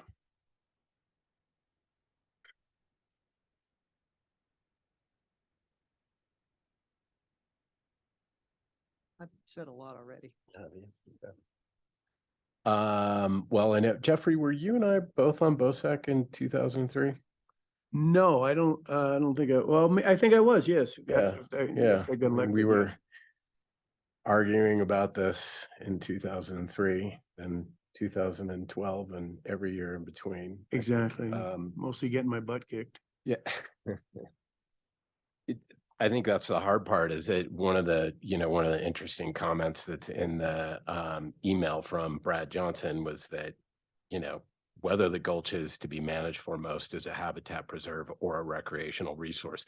We have debated that back and forth. You guys being here is a sign of obviously the balance that we have to strike, because I think some of us do want the either or, but I don't know that we're ever going to get there necessarily, because I just don't think it's possible. If all the years that we've been dealing with this, we've had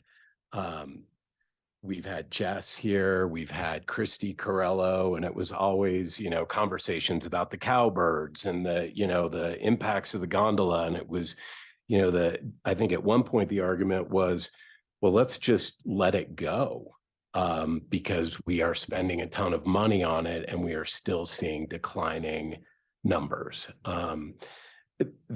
I really appreciate you guys offering us. I was one of the proponents of the Chris, what you call the luge. I think you've made a compelling case why that is not actually a great idea. I wanted to find a way to preserve the recreation aspect without the impacts that a lot of people are saying. I agree with Chris. I think this is going to take a while. I think the compromise is going to probably mean something that's going to take some time and treasure if we do decide that we want to be closer along the road, but still maintain an experience for you and everybody else. That 50,000 person number really strikes me as crazy, I guess. And it's kind of out there, but it does show how this place has changed. And so anything that we can do to maintain some of the things that make this place special, while not forgetting that new people who come here, I think I forget your name, but you've been here for a couple of years. You've already participated in weed pulls and things like that. I worked on this trail. I actually helped build. I don't know if I really helped, but I was there. Foreman. I was a foreman. Yeah. I ate lunch, but and that was a long time ago as well. So I guess my babble is a way to say that thank you for coming. Thank you for presenting these things. Thank you for raising money. I think it's not going to be enough for the ultimate solution, but I do think we have the resources to actually put towards this, and it's important that we do. But I do want to hear from some more people. I do feel like we've got a great amount of detail from you, Tony. Thank you for doing what you've done. And like Chris and Kristen said, it is going to be a long journey, but I'm confident we'll get there. And I really appreciate you guys bringing this and fighting for it, because otherwise, I would have pushed for the luge. I'm sorry. But no, I don't think it would have been a great idea. So thank you. Yes, it is. Thanks, Greg. And again, I do think that community input is critical, and your community, and we are glad, even though sometimes we just think, just let it go away. but it won't, and it needs to get better. And that's why your input is so helpful, because you can give us ideas that we might not have come up with, or that we would have seen from a different light. And that's so important when trying to make a big decision on a very precious resource that's used by a lot of people, 50,000 apparently. And it's showing its wear and tear. So we do need to take into consideration both the value for people to use it as well as its preserved nature. And I think we can. It's just that it's not a one and done kind of thing. We need to assimilate, we need to think about all this and see what is the best compromise to get everybody as much as we possibly can, both protecting the preserve and making it a good place for people to recreate in and without destroying it. I'll echo the appreciation. Clearly, you put a lot of time and energy into this, so thank you for that. I would just add, the thing I'm eager to hear from is CPW. I think the moose have overshadowed the smaller creatures that we have not talked about, like pine martens and heron and mink and geese and porcupine. Like I'm kind of trying to make a joke, but it's not really landing well. But I think I do want to hear more about those animals specifically. So that is what I would like to wait to hear about. And then just broader thoughts are, this place is a Nordic center 6 months out of the year. And I think we need to keep that in mind as we have this conversation. It's easy to forget, and it's really important. And then I think the function of the trail is going to be totally different if we do this perimeter reroute versus a current or the 3+ alignment. They're totally different functions and experiences. One's a thoroughfare in essence, and then the other is creating a user experience. So these are just all, I feel really torn on this one. I talked to Jeffrey earlier and I'm really torn. I go back and forth a lot, but what is clear to me is preservation seems to be the highest calling for us. And I think we need to orient around our master plans. I think clarity on which takes priority, our master plan, which outlines, this is a conservation overlay. We only have, I think I counted 8 of those on our whole master plan area. That means something. And is that more important than the recreation plan or a prior management plan? I don't know. I would like to understand that better, because I think we can have our personal opinion, but we need to look to the master plan for guidance. So those were my thoughts. Nice shirt, Jeffrey. What do you guys think about getting a second opinion with a wildlife expert? I was going to chime in on that. I don't feel like we need it. That's just me. I feel like, Brad Johnson said it. It's not really about if there's impact on wildlife. It's like, how do we balance that with recreation? And the same with the gondola study, which said you have 2 conflicting conclusions, but they're not disputing the fact. It's where you draw the line in the sand and how much impact is bad versus good. To me, I felt like, or what I'm seeing is sort of consensus on that, and maybe I'm misreading it. Yeah, I think, I don't have too much to add to that. I do think it's important as we're going through this exercise, both with staff, with BOSAC, with the community. This isn't a black and white, we're choosing wildlife or we're choosing recreation. And I think we all can come to that. Like, even if preservation is our North Star, as some of these documents are pointing out, I think there is hopefully a way that we can reach a balanced perspective on this. I don't think many of us feel like it is a black and white decision. That's why it's taking so long, because we care so much about both.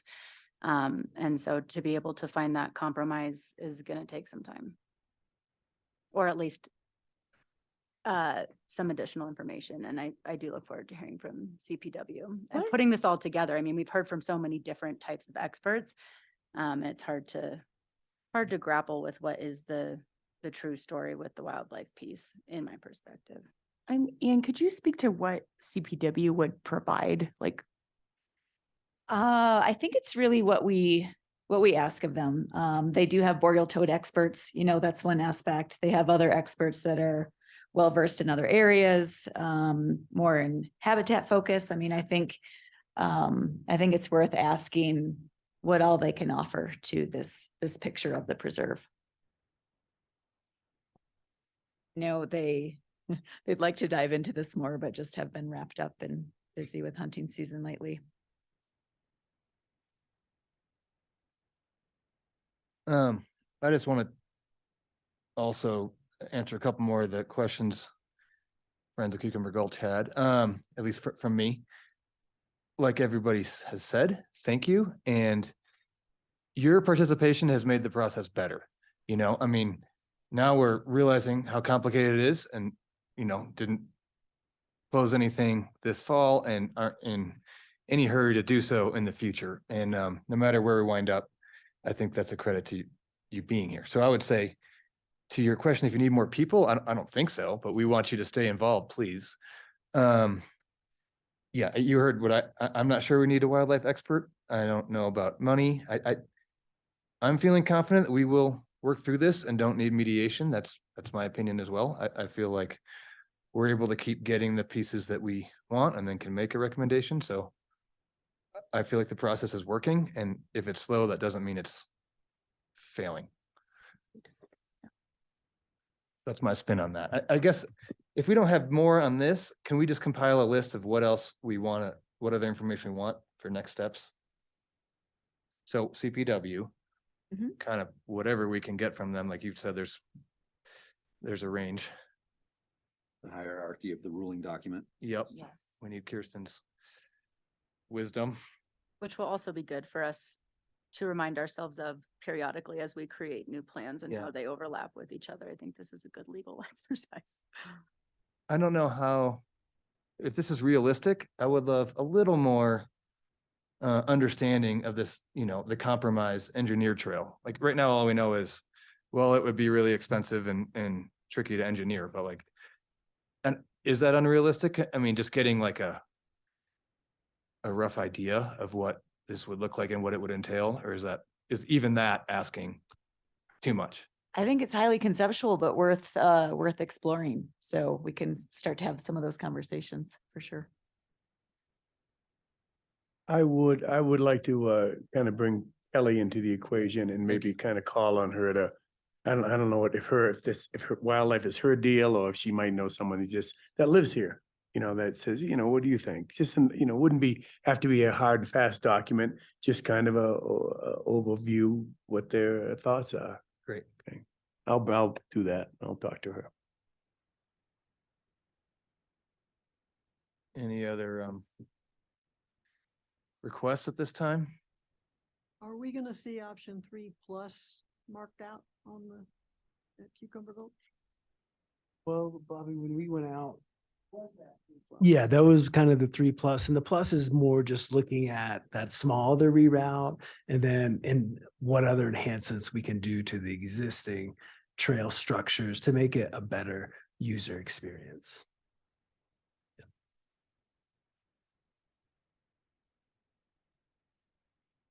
Onward.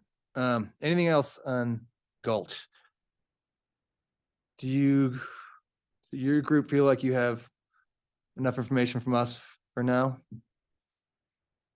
I know we don't have resolution, but Thank you very much. And if we could be involved in exploring like a more engineered route. Guess what I'm hearing from you guys, that we'd all be really more comfortable the further we can pull the trail towards the hill road. And that's what Domex is saying. That's something we would be interested in working on and trying to put together the best proposal we can. Originally, we started with option 3 that staff proposed, and Tony and others are talking about a 3+. If now we're talking about an even more engineered trail, if there's some sort of a working group or something that's just tasked with finding the best trail you can to connect the Peaks Trail, we'd love to be involved. okay, great. We'll call it 3++. Thank you. All right, so can we talk about grants? Yes, let's do. So as many of you will recall, the town has a very robust grants program in providing funds to area nonprofits and other groups who are doing great things in our community. And we have historically supported two organizations, and they're the same two organizations that have come back year after year, the Colorado 14ers and the Friends of the Dillon Ranger District. And each of them have come back this year at the exact same levels, same requests for funding as they did last year. Instead of providing what printed out very badly in a 100-page application roughly from each, if you need more information on each organization, I can send it. But what's included in your packet is just a little spreadsheet showing some of those requests. The Colorado 14ers is asking for $10,000. As many of you know, they do tons and tons of trail maintenance on the trail to Quandary, really hardening that surface, getting people on trail, putting in steps at high elevations. They do a lot of education. They do a lot of trail counts. They do a lot with that $10,000. We're always happy to have them as a partner for the work that they do up there. And then Friends of the Dillon Ranger District is asking for $15,000 like they did last year. This is the group we haven't gotten a final report on from how they've used the $2022 or $2023. And so I would like to request that report before any of this is finalized to see what they've done with that funding. What they're funding for now is a lot of trail maintenance, wildlife habitat, forest stewardship projects. I think the Spruce Creek area was called out in particular in that area, which is a very congested trailhead in our area. And so the BOSAC makes a recommendation on funding these two particular organizations, and then that goes to town council ultimately to make the decision about which organizations get funding and at what levels. We do always budget $25,000 out of the open space fund each year to fund this particular town grant program. So we have asked for these funds. We know these organizations very well. But would love your feedback on funding them. And if you have any other feedback you'd like me to pass along to the organizations as well, happy to. Yeah. On the Colorado 14er initiative, I guess this is their report. It has a lot of words and it says that they did a lot of stuff, but it doesn't tell us what they did. And I'd kind of like to know what was the result other than just the number of days they were on the mountain. Mm-hmm. Yeah, I think when we included a summary, it was just a really quick summary and their letter is really high level. Okay. There's a lot more information in their application. It just doesn't format well when they complete it online and the town tries to print it off. But I'll look for that and send it to you. So that was in what they did last year, the actual results. I believe that is in there. Okay. Yeah. And then the other thing I noticed about them is that their metrics for visitations to Quandary are really different than what that voluminous shuttle port had. And that is also capturing people going to McCullough Gulch, which is But separate from they Quandary. divvied it out too. The parking shuttle report divvied it out between the two. Right. And this one was just about Quandary, but the numbers are very different. Yeah, and it's tough with the parking. We don't count number of people in a car if they have a parking reservation. And so that's not captured in the Quandary report, the total number of people. We rely pretty heavily on the 14ers trail counts that they do because they do have it further up the trail. Whereas our Quandary McCullough, we don't know how many people are necessarily in each car that are going up. And so how did they come up with their numbers? Did they assume? They're up there that they manage. The 14ers. Yep. But, I mean, the parking shuttle report, how did it come up? Did it assume 4 people in a car kind of thing? I am trying to remember. I think that was just actual. Let's see if put Catherine on the spot here. Yeah, I'll do my best. Catherine, Summit County Open Space and Trails. So we use CFI's trail counter data in the report as far as actual hiker numbers go. And to be honest, I don't have both sets of numbers in front of me to compare how similar or dissimilar they are. But then there are also counts based on the number of reservations bought, the number they do give us shuttle data, how many people ride the shuttle as well. But Ann is correct in terms of if someone makes a parking reservation and there are 5 people in their car, we don't know exactly, how many people are parking and hiking, but we do generally, as far as people who are actually on the trail hiking up to Quandary, we do generally rely on CFI's trail counter. So those numbers as far as people should be somewhat similar. Well, when I looked at it, it looked like for 22, CFI had 18,010 on Quandary and 22,000 on Quandary, and the shuttle thing had 18,000. 21 shuttle had 26,800. CFI had 35,000. It seems like there was a pretty big disconnect in the numbers that they were.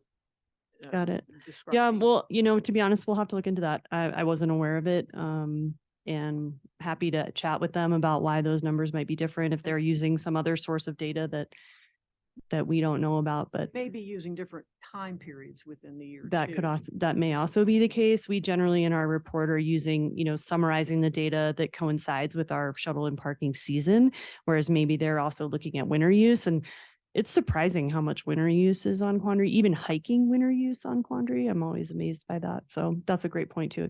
That could be it, but happy to look into it and get back to you guys on that. Yeah. Hey, with the FDRD on Spruce Creek Trailhead, do they specify what they want to do? A lot of their work has been drainages and new bridge structures on Spruce Creek Trail. Nothing with the trailhead. Okay. Oh, on the trail itself. Yep, Okay. just on the trail. Because what needs love is the parking. And that is part of an ongoing effort. The Forest Service has hired the Volpe Center, part of the U.S. Department of Transportation. We're looking at trailheads across the county. And so Spruce Creek is definitely high on a priority list of trying to solve that parking issue. Maybe it becomes like Quandary, a parking and shuttle system. Not quite sure. There's room there to expand parking if we needed to. Sure. We also expect that area is also an entry point into the new national monument. And so maybe that sees more use. It's definitely an area that needs more management for What sure. they're talking about is They're trail really work. the trail based. Okay, Yep. thanks. Yep. Trail based improvements there. I just want to share that I'm struggling a little bit with the CFI conclusions on their numbers. They are making some, I think they're making an assertion about why the numbers have dropped that I don't particularly love because I think it does kind of go after our program, which I think is fair. We should be open to criticism.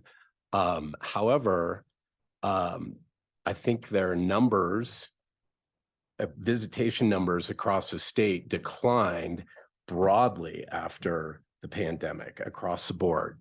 Town of Breck's sales tax numbers have gone down. Visitation has gone down, countywide. So I really heartily disagree with this letter stating, and they have been vocal about this in the media, and I think it has done not a great service to the town and the county in this regard, because I think both entities have worked really hard on this shuttle program. So I'm disappointed that this conclusion was reached without any evidence whatsoever. And my only thoughts on that, and what I've heard through the grapevine, them say that they've spent all of this money and resources, money of which we've given them over the years, to harden the trail surface of Quandary to support large numbers of people. And it is self-limiting. Our parking and shuttle system can only accommodate so many people. And so we're not having those numbers. And so what is the sweet spot? I don't think we know exactly. We're always trying to figure out capacity and how do we define that? And what does that look like? And that's a really challenging thing. And I think CFI's opinion is that whatever that capacity is, we don't want 2020 numbers when we were the #1 visited 14er in the state at 50,000 people, but maybe a little bit more than that 22,000 that we saw this past Right, year. well, It's, what I don't like is that they use 2020 as the reference point. It would be much more worthwhile our attention if they did share 2019. Mhm. I also, you know, I think people can argue whether or not additional impacts to a trailhead or additional traffic are always a good thing. I know that that's their mission, is to get as many people climbing the 14ers as possible. It's admirable. I think people could disagree, but I think the data point using the pandemic as their starting point is makes me very skeptical of their conclusion. And I'm trying to remember 2019 numbers, but I want to say it was somewhere around 38,000, something like that. I think Wouldn't have been 38. in 2019. We can double check. They do report all these numbers on their website. Yeah. Dave, I think that's a great point. And I want to say that OSAC also picked up on that in some of the press that's come out about the shuttle. And they also felt like it was a little bit disingenuous using the COVID era numbers, and that they'd like to have some more kind of staff level discussions. That's really where those conversations should be happening, and not just in the media saying it's a direct result of shuttle and parking programs. There are a lot of other factors at play. And yeah, that they picked up on that. And what was the one other thing I was going to say? Guess it escaped me. Sorry, but I think it's a great point, and I think we can do more to work with their staff and talk about some of those limitations. Oh, I know what it was. It's that it isn't really clear if their mission is just to get as many people as possible on 14ers. If you look at the mission, their stated mission, it really is more about resource protection, and it always had, and stewardship, and that has traditionally been their mission. So I'm also not clear on, has that shift focused a little bit, and OSAC also commented on that. Great point. How would you like to either provide, I'm happy to send that information back, that we feel there needs to be more, whatever that is, staff level discussion about some of these conclusions that they're drawing that we don't agree with. Do you not want to fund them? Do you want to fund them at a different rate? I mean, you have a lot of options, I think, available to you. I will say I am happy funding them. I would defer to I would defer to staff's judgment on the value, and they're a good group. But I think that if people were to read this and connect the media that they've definitely been a part of pushing out there, I don't think it's supportive of our efforts here. What I would like to share with them, Mr. Sargent or whomever, is help us make it better. If you have problems with it, help us make that program better. What are your ideas? Not just it's because of paid parking. I would prefer a solution. Yeah, I like that a lot. Thank you. Contradict what their mission is. I mean, controlling parking does help protect the environment there. So I'm puzzled. And is this the month that we have to say yay or nay for this? It is, because the town needs to know to pass it along to council by Thursday.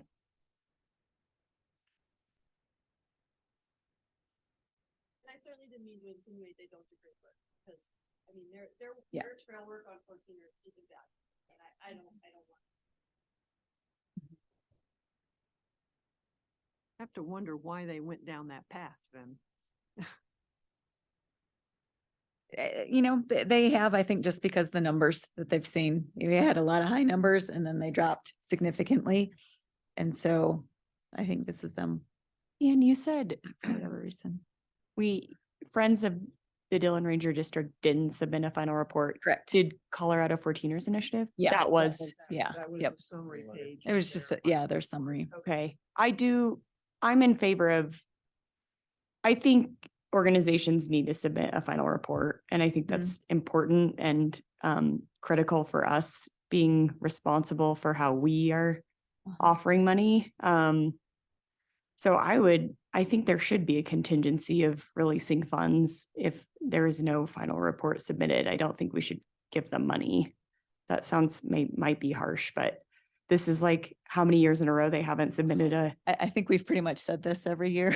yeah. But yeah. Time to Mhm. take But They action. do submit a final report. It's just Eventually. not in the cadence of, Yeah. of Yep. this grant cycle. But I think it should be in the cadence of the grant cycle. Well, that might be just- changing their entire business model just to suit. Well, us. could they submit a final report up to the point at which we were requesting it? I mean, it feels negligent to submit nothing, especially when we've requested it every year and they've not submitted I it. think it might be part of our grants program as well. I need to I look through just- the rules of I that. just but- did the grants and we had a few really worthy organizations that we turned down because they didn't comply to a timeline of submitting a, you know, and, you know, we thought, well, maybe we'll just give them a pass. And then somebody, you know, kind of up the ladder said, you know, if we do that, then no one will do it. You know, and if we just kind of let it make kind of a kind of a casual rule of thumb instead of a direct edict, they wouldn't do it. So yeah, I'm with Nikki on that one. Yeah, me too. Okay. As far as I recall, final reports aren't that extensive, like they're a few pages long. It just doesn't seem, I mean, generally speaking, but it doesn't seem that arduous to expect Mhm. when we're giving them thousands of dollars. I agree. I think I was gonna say what Jeffrey said. It sets a bad precedent for future funding opportunities that we won't hold them to the requirements that we set out to hold them to. So I think that's kind of a no-brainer, especially if it's not a super onerous report. I think it's just respectful to follow the rules like everyone else has to. And that's a requirement of the grant itself. I think it is. I think it is. It is with our grants. I Yeah, don't know if it yeah. is with yours. It should be the same across the board. Yeah. Is it still the grant application is the same for the county and all the municipalities, right? Is that the case? It's like the common grant It's application? a standard application. Okay. Yeah. Yeah. I think in that case it is required, the Mhm. final report. And is it required to be submitted before the next application or with the next application? When is it due? With the application. Mhm. Okay, so in the real world of contracting, if it wasn't there with the application's tossed. Exactly. That's what we do with our grants, you know, that they say we didn't file and they want us, you know, just give them another week to file their application. So no, we said no. So, yeah. Good to be. I was hearing a lot of make it contingent on Yeah. getting that final Is that report. Is a that? possibility? And just Timing wise? next year, if we don't, maybe just throw that out there. Next year, Yeah. don't apply unless you have a final report. But is the timing of this set up in a way that we can say, get us our final, I don't know what. It their is. I deadline think the funds aren't released until sometime after the first of the year because that goes into next year's budget cycle. So there is technically time before those funds are released for them to get us something. Okay, and if they don't get it to us, they don't get the funds. Yeah. And why does this is October. It could wait until November for the grant to be awarded? Or for the grant to be decided to be successful? I mean. I think, I'm not as familiar with these town grants, but they're dispersed to the different subcommittees, and then they all go to council. So there's a whole process, and that's why it happens basically throughout the fall of the year, so they can get that final approval by council, and then funds are dispersed the following year so that we can all budget for that. Hey, so to be clear, so we've asked them every year to submit and they haven't? To my knowledge, I don't think we've received a final report on time from them ever. We get On it. time. Eventually, late yep, every we get time. it late. Yep.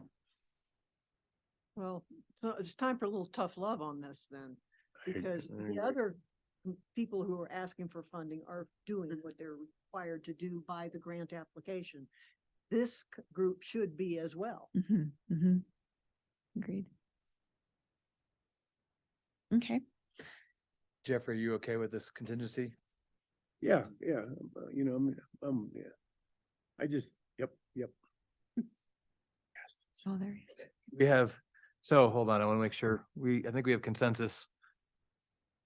FDRD is with contingency for a report and the CFI is get the money, but help make the shuttle system better. Help us find a solution. Yeah. And that we look forward to hearing the staff level conversations about our shared concerns with Mhm. OSAC on the data. And like just a little bit better clarity on their mission versus what they're reporting in this letter to be true. If their only goal is increased numbers on a mountain, then this tracks, but I don't think that's their only goal. So I think that needs to be Don't discussed. and I'd bite like to the hear hand that. that feeds you, I think is the message to them. I'm not kidding. I'm not kidding. That's just, they didn't need to put that in there. No, That's, they they've been didn't. poking us in the eye in the media for a year now. So it needs to stop. And it's not clear to me how that negatively impacts them, like the decreased numbers negatively impacts this program. I think. Right. Yeah. I anyway. think some of CFI is probably speaking for the voices that they're hearing. And in the 14er community, it's not an overtly popular program. So they're gonna be a conduit for some of that, even if it's a little bit of a poke like this one. Bring me the data. Show me the data that's real. This data doesn't work. Well, and that's where Rossi's point of like, and so come to the table and help us make the shuttle Yeah. program better, because Yeah. you're gonna get towed off of Highway 9 if we lose this You know, program. I know it's a pain in the neck. I think it's much better now than it was when it was kind of bedlam Us. on Highway 9. Oh, it was I mean, scary. yeah, it's inconvenient. You have to, but I don't know. I think the program that county put together is much better than it was when it was kind of Mad Max on Highway 9. And for going up a 14er, you ought to be planning in advance anyway. We'll just do a 13er.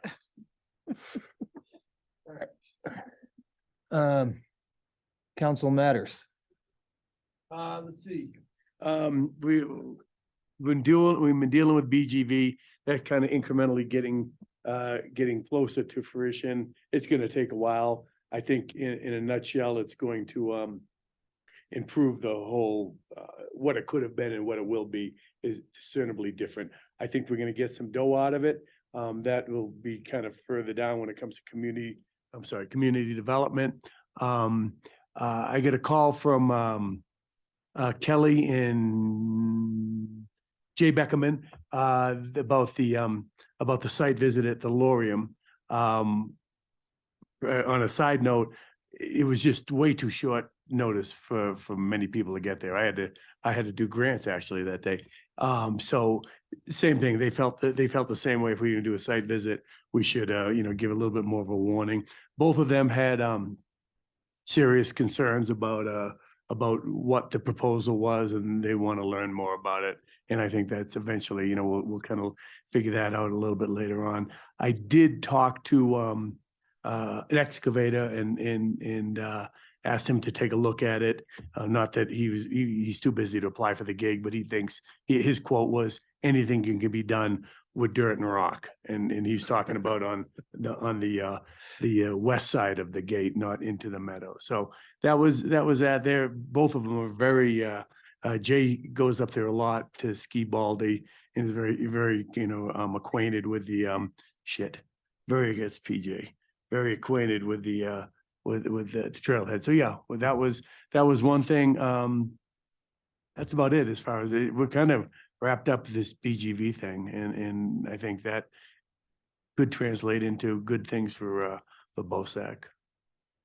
I think, I hear you on the short notice for the site visit. For those that didn't make it, some of the feedback from Jay and Kelly was maybe if it's gonna be inside that gate, like when we walked in and saw the pin flags, it could be, and help me, Bobby and Chris, if I get it wrong, but only go half as deep into the open space as it was originally 12 flagged, spots. which would be 12 spots, or conceivably look to the south where there's, some trees, but pretty flat land. And Kelly's point was, it's okay to cut down some trees nowadays if that's the best solution. So they wanted to vet those ideas as well. That's about it for me. Other matters. Well, can I ask a question about the BGV funding? What is that gonna be? Are they gonna make it for something in particular or just a certain amount of money given to? Well, a couple of things have been bandied about is one is initial gift to the Gulch because it's going to be right at peak 8. Another thought was early on, they kind of proposed a nightly, like a rate per night, per bed. In other words, you know, whatever, $1, $2 for every pillow that's used or something like that. But it's still way in the infancy, but that was one of the things they brought up early on to try to, you know, kind of tease what the community benefit could be. So, but I do, and it would probably be directed, you know, if it's a one-time gift, that would be, you know, for with the purview of staff and commission, how it's spent. But I think the suggestion would be, it would be targeted to the Gulch, and same thing with a certain percent, a certain amount per bed night would be to the Gulch, because they kind of feel that's an amenity, you know, for, you know, to their, not only to their guests, but also the community. And do they want an access point near this new facility? Or They is that- haven't even, no, that hasn't even been brought up. No.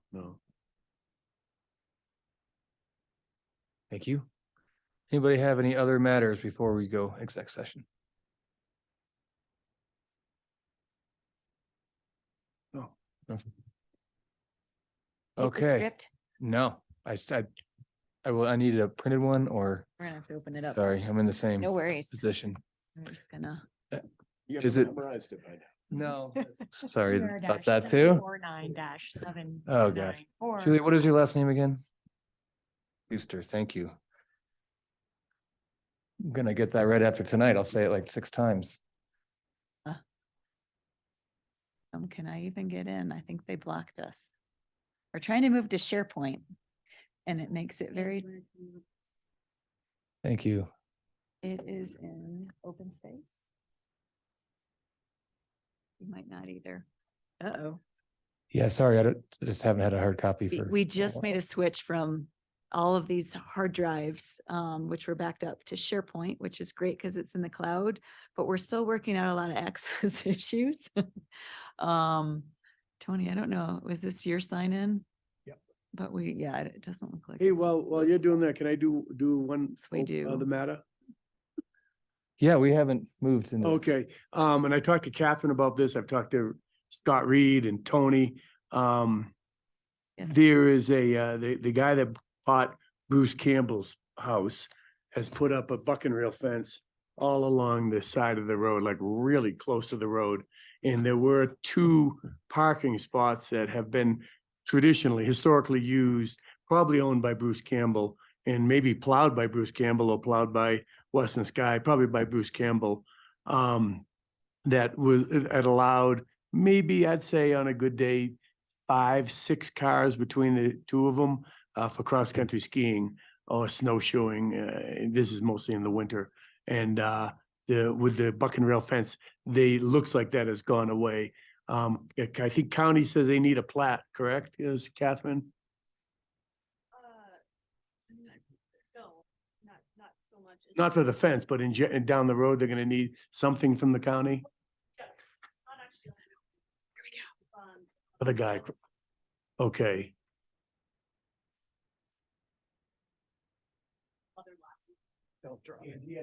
Trail too, right? So at any rate, hopefully there can be some sort of quid pro quo that maybe we can do the trail for him or I don't know, sweeten the pot somehow. I think for the winter we're hosed. I don't think there's gonna be parking up there for the winter unless it's something changes drastically. But I think down the road, maybe there's a possibility. The right to do that? Yeah. It's his property. And you can see, I mean, if you're up there, I bet the buck and rail fence goes for a quarter mile and it's like right on the side of the road. It's you know what Bruce Campbell's place is on the top of Western Sky? At the very. Where the pavement ends. Yes. And there's a gate, then you take a right. Yes. And it's right there. Yes. Starting right there, all the way almost to to town property, to open space property. And there's some great meadow skiing up there that, you know, that is open space, but you can't park there. Okay. What's that? Right. Yeah. Yeah, how are they? Because it's so close. Yeah. Alex, thank you. I move that BOSAC go into executive session under CRS 246-4024E for the purpose of determining positions relative to matters that may be subject to negotiations, developing strategies for negotiations, and or instructing negotiators concerning a property the town may be interested in acquiring for open spaces. I could just read these names. Julia Puster, Catherine King, Alex Stack. No, I do everybody. Okay.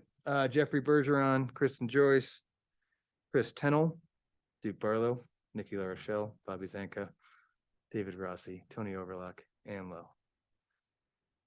May somebody please second the motion? Second. Great, thank you. Okay, it's October 30th, 2023, and the time is 7:43. For the record, I'm the presiding officer, Duke Barlow. As required by the opening meetings law, this executive session is being electronically recorded. Also present at this executive session are the following persons: Nikki LaRochelle, Bobby Zanka, Dave Rossi, Tony Overlock, Ann Lowe, Julia Puster, Catherine King, Alex Stack of Pancakes, Jeffrey Bergeron, Kristen Joyce, Chris Tennell. This is an executive session under CRS section 246-4024E for the purpose of determining positions relative to matters that may be subject to negotiations, developing strategies for negotiations, and or instructing negotiators concerning the property the town may be interested in acquiring. I caution each participant to confine all discussion to the stated purpose of the executive session, and that no formal action may occur in the executive session. If at any point in the executive session, any participant believes that the discussion is going outside the proper scope of the executive session, please interrupt the discussion and make an objection. Okay. Alex, would you like this back? Tony, can you? Thank you so much. Oh,